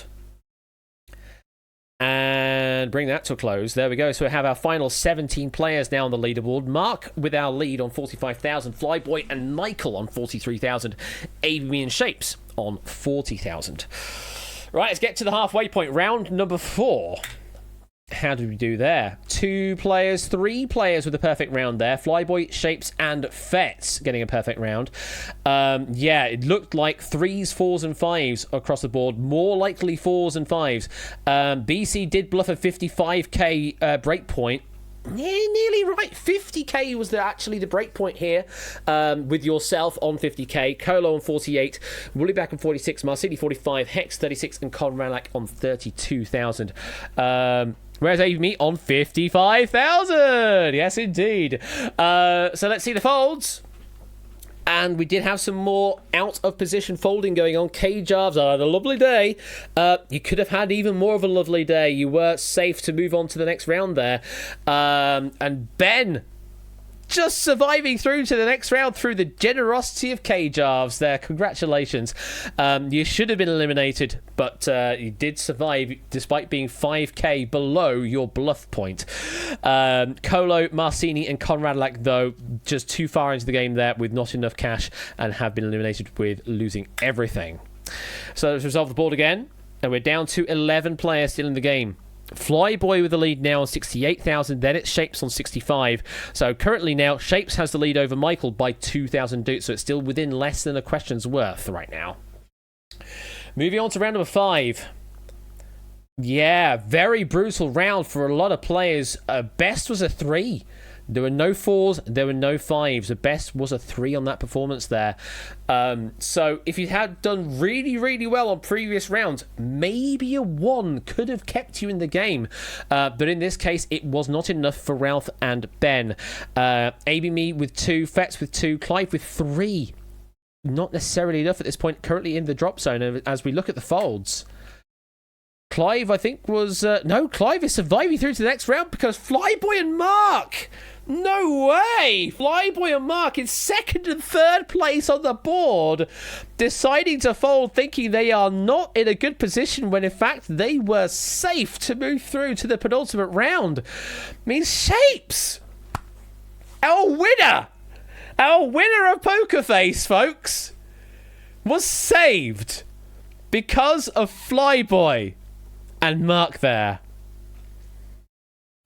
Amazing. That's the first time I've seen that happen with our massive multiplayer edition, where the winner of the game has been saved from elimination due to out of position folding.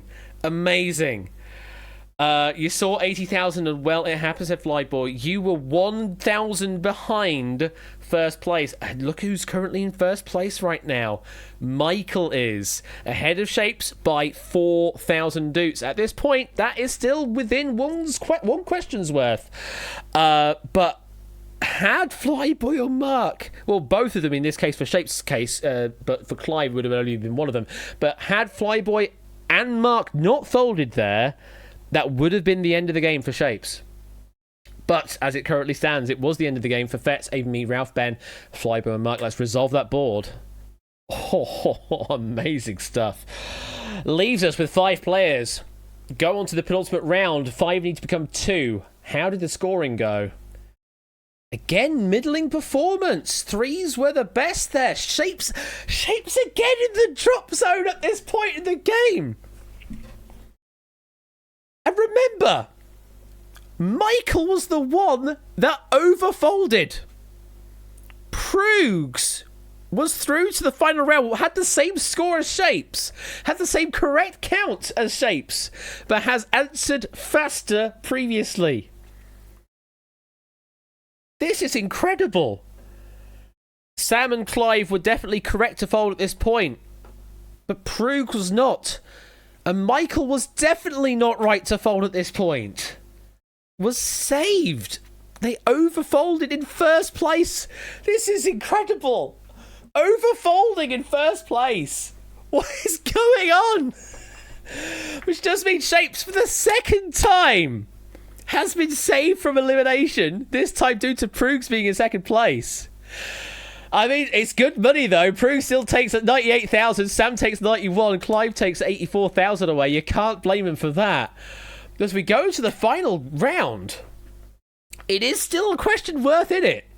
98,000 versus 102,000, only 4,000 away. Each question was worth 8,000 dupes at this point now. So it's still within one question, but Shapes should have gone 2 rounds ago. And Michael has always been in a secure position so far in this game, but showed off that they weren't confident because they had folded. Oh my god, what was the result of the final round? We saw it was all tick question mark, but was it all 5 for 5? What? What?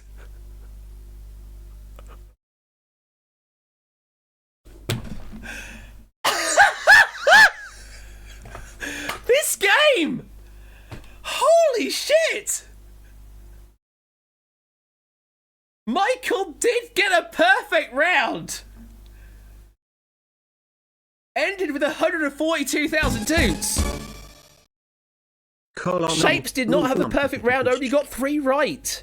Was already on the back foot, needed to get 1 more. It was not possible for Shapes to overtake the lead. Not possible at all. Michael had locked it down. But the thing is, Michael was not confident in his position. And because of that, he folded. He folded in the top position. Which means, Michael, you walk away with 142,000 dupes. That's incredible. But Shapes, who should have been eliminated 3 rounds ago, is our winner tonight and wins Poker Face.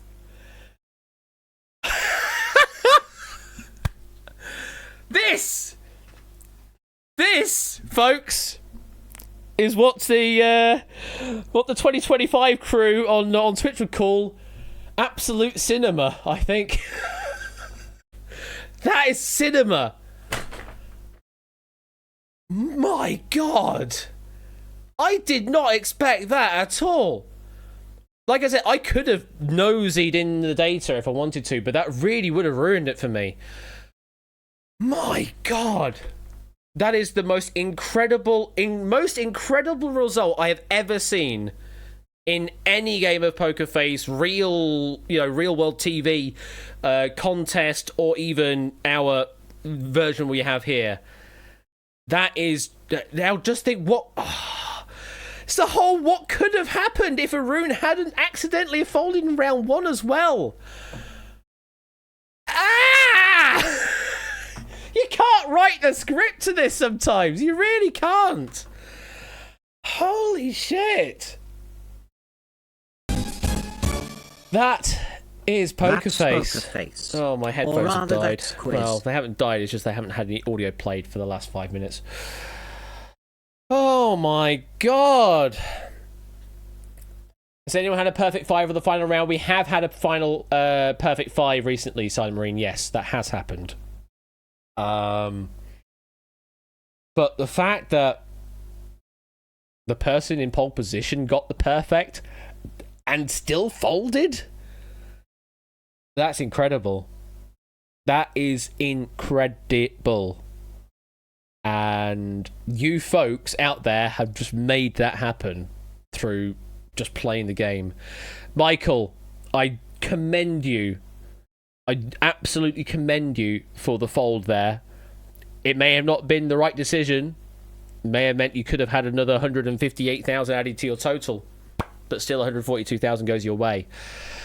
And Shapes, you are our winner tonight with a jackpot win of 300,000 doots. Congratulations to you there, Shapes, on having the absolute cojones to go through that final round still on the back foot, behind by 2 questions, and still not folding. Or maybe you were going to fold. Michael did fold on the 1 second mark rather than the 0 second mark.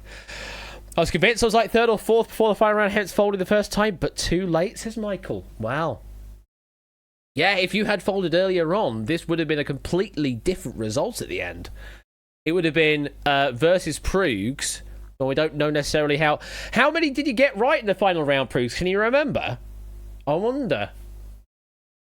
I do wonder what would have happened in that case. Got 3 of 5. And you were ahead of Shapes. So you would have won, Proogs. Technically, you would have had the better score. But would you have folded at that final, I wonder, on a 3 of 5? Oh, all the what ifs and could be's. You'll never know until we play Poker Face again in the future. This is why I love this game. Thank you, David, for a fantastic pack for eking all of this drama out. Absolutely amazing stuff. If you're interested in writing for Poker Face in future, I will have I will ask for some question writing for when I come back with season 18. But if you're interested in just submitting me a pack of Poker Face whenever you feel like it, I will just take them. And that, I think, broadly applies to pretty much any game right now. If you just feel like, for writing any game, you just feel like you're, at a loose end and feel like, yeah, I can put some questions down to paper. I will more than welcome accept any sort of unsolicited packs right now. How about outright? Yes, though for outright, I would like to get the game client updated to the new system before we play that next time round. So yeah, when we come back to season 18, hopefully that will be all updated. So yeah, we can get to doing outright proper with the new game client and everything, which hopefully means I can do more fancy things with outright as well. But anyway. Yeah, I don't think anyone will complain if there are extra Poker Face packs just being submitted around. I do not. I would be happy to put this in the schedule on a very regular basis. I really do. I really love this game. I'm gonna. I think we all are, Odie. That's just, yeah, the most incredible result I've ever seen in Poker Face, and yet it could be even greater still in future. And wipeouts have always been unsolicited. You're more than welcome to submit more and more of those wipeout packs, and I'll get those put into a game in near future as well. So yeah, if you've got ideas for wipeout boards, please submit those as well. Oh my god, Jesus! I mean, what can you do after that? I mean, I could do a wheel spin. And see what it does. It is 25 to midnight. I'd rather not do anything right now if I can avoid it, unless it's like 5 minutes. But we will do a quick wheel spin. It's not like the wheel of bullshit, but we will do a wheel spin right now. See what it has. I haven't updated the wedges since last time, so it still has some of the crazy stuff on it, like WWT BAM and that. So if it lands on those kind of things, then I might postpone those to the next stream or something if I need to. And JB gifting out a sub there. I don't know why it came up with that alert, but it has gifted out a sub there to #V. Thank you very much, JB, for the gifted sub. Greatly appreciate that. All the love to you there, and all the love to you there, #V as well. Get subbed on. So we get another spin. No, that doesn't happen with my side, JB. We don't do ass spins here. That's all your deal. Fuck. This is bullshit. No, it's not. It's not the wheel of bullshit at all. It's my own wheel, where I have my own sound and everything. Yeah, I have all this stuff. Anyway. Press your luck past spin.wav. Yeah, I don't have that sound on my soundboard. Maybe I should in future. Gimmick infringement and all that. Wheel spin!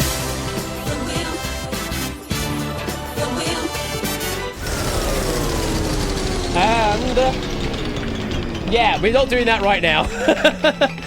I know that's only 21.5 minutes, but I say I want to do outright as a thing with a new game client. So we will do outright. Oh yeah, I said I was going to do that for if I was going to delay it or not. Let's tip it to the left. Yeah, no. More spin. Oh, we'll just do another spin. We'll just do a respin. We'll just do a respin. Which means I add another 5,000 to the jackpot for each spin, by the way. Remember that.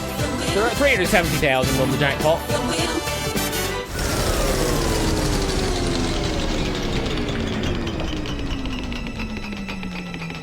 I can vibe to that. Marbles. We can absolutely vibe to some marble racing.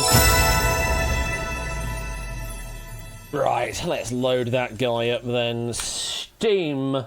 What do you say, Steam? Let's do that. I don't even know, Oni. When was the last time I launched it? May 28th was the last time I launched it, so it was over a month ago. Over a month ago since I last played marbles. We've definitely lost our marbles. Let me do that, see if that works. And Discord overlay, go away. I've turned you off more than once. So please stop. Thank you. We go to a race. We're going to go to the community. I'm going to do a search for our community members to see if there's anything there, but I'm going to say there probably isn't. Oh, no, there is. No, there is. They're still there somehow. The season's not over. So which one do you want to do, Oni? You want exciting of the junk or quick bemusing? What do you want to do? What do you want to do, Oni? Which one would you like? Pick a favourite. Well, I don't know what my favourite is. Let's go with the quick bemusing. Yeah, quick bemusing. The next season starts on Monday, so we just got it in time then, says Drahuska. Okay. Exclamation mark play if you want in on the race. You know the deal at this point.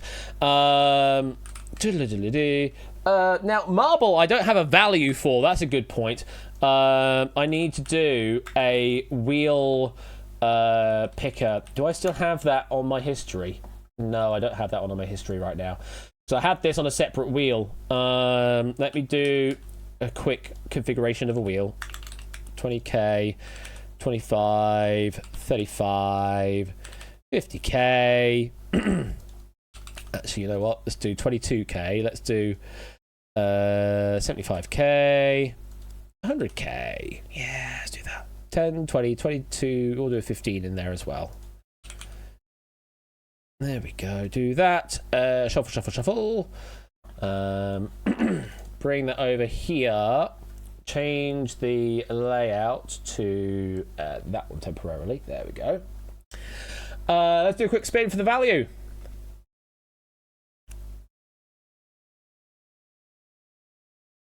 And we have got... Oh, of course it is. Of course it is. It's the highest value. 100,000 doots is on offer for this spin. Okay. All right, okay, I'll do that then. Marbles, value of 100,000. 100, make sure I get my zeros right. Yeah, there's the right number of zeros. We'll run out of doots one of these days. Well, remember that in the older days of doots, when it was the Vladdy Bank era, we had... add a zero and things like that were on the wheel.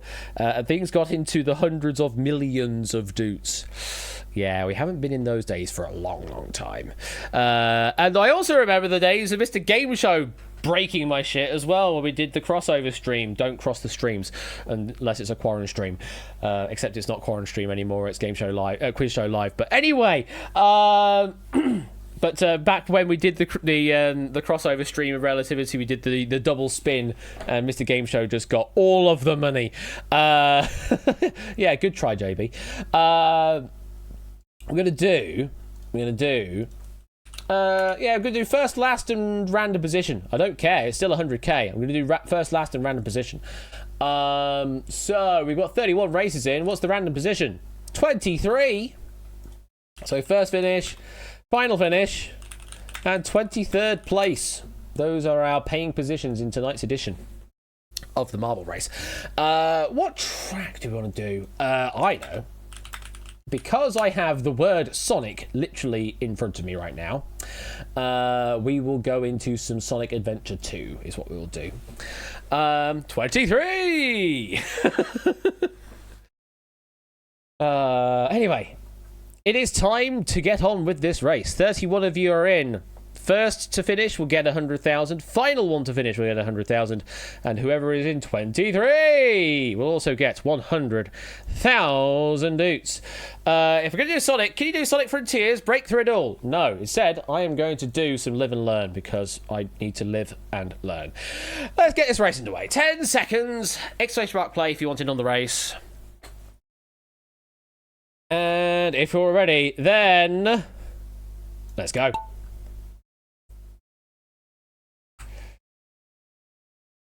Oh, Wowster, that helps. As we all converge, who's going to be first to break? It is brand new Halo first to break. Oh, I don't know about this camera angle. Well, I'm sticking to it now. Where are we going now? Oren and Silent Marine currently in the lead, though there's loads of pipes here. All of the options. Feel free to use exclamation mark boost. It might work. Arnon Fetz now with the lead, then Oren, then Marcini, Quizidan, a midget on the internet. Flyboy, Mark, and Proves, and mine, and then Oni. That looks rather warm. Still Arden Vet's currently in the lead. Then we've got a Flyboy and Mark currently in second and third. Coming down the stairs into another funnel. Oh, there's not much track left. We're going into the lottery machine. And then we're done. Alright then. Where are you, Arden Vetz? Still going round. Still going round. Mark's now going round. Arden Vetz is out. Mark is also out. Who's going to be first down the pipe? Who's going to get knocked first? It's going to be a midget on the internet, and then Mr. Vertigo, and then Mark. A midget on the internet, congratulations, you are our winner. Now, who's our final finisher? That's the next order of business. Who's coming in? Congratulations, then Mai, then SJ, then Prooks. How about the rest of the track? Oh, dear. Oh, and that's a bad miss for a few players there. Kasuka, Willie back, and Colin coming through. I'm a bit worried about all of these marbles up here. Uh-oh. Yeah. Oops. Got a bit caught up somewhere there. In the words of Arden Fett, balls. And it is just Marcini left. Can you finish in 10 seconds? 5, 4, 3. No, it is not going to be a final finish there for Marcini. So, I actually have no idea all these paying positions right now, but amid on the internet, I do know. You are going to get a winner. 100,000 dukes go to you. Congratulations. Final finish goes to Colin. Well done, Colin. Final finish to you. That has been paid out. And our 23rd place, wasn't it? 23? 19, 20, 1, 2. It is SB. I got 23rd. Yippee. Nicely done, SB. Solar. SB on 23. There you go. That's even on my ledger as 23. Isfion wins via face melt. Lovely. So that brings us to a close on this bumper edition of Quiz Night. This music, Colin, is Live and Learn from Sonic Adventure 2. Some good music. Good music. A lot of good music in the Sonic series. Hence why they do Sonic Symphony. It's good music. If ever you find yourself being able to attend a Sonic Symphony, do so. Oh, it's good fun. So good fun being in person to that thing. Starts out with, like, you know, orchestral stuff in the beginning, and then it just becomes a whole rock concert for the second half. It's so much fun. Prefer music games rather than the actual games. That's fair, Colin. Absolutely fair. But yeah. Music in Sonic is all amazing. Music in Final Fantasy, all amazing. And they have Final Symphony and various other Final Fantasy VII Rebirth, etc. concerts as well. Definitely worth hunting those out if you can't find the time as well. Right. It is, Jesus Christ, it's like 10 to midnight right now. Do we have anyone to go right into this evening? Let's have a quick look. Following on Twitch live, we have got okay.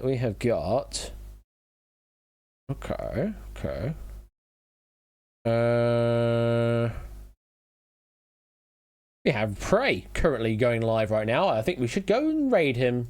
I think that's entirely fair that we should go and raid over to Prey. Yes, indeed. Prey with a message incoming spike ball. Well, it will be a donation to the Trevor Project to the value of £40 in a moment. Live, laugh, learn. Jesus Christ. Raid message 114 Freddos. I mean, you can raid that message if you want, but the Freddos are not my thing. Incoming spike ball. Yeah, sure. We'll do that. Incoming spike ball. He knows what that means. He knows what he did. Right. Take care. Enjoy the rest of your evening. Do donate to Prey's charity week. Say all the money going to Trevor Project. I will be involved in something on the Sunday. Do tune in on that. Do tune in on all of his streams throughout the week as well. It's all going to be good fun.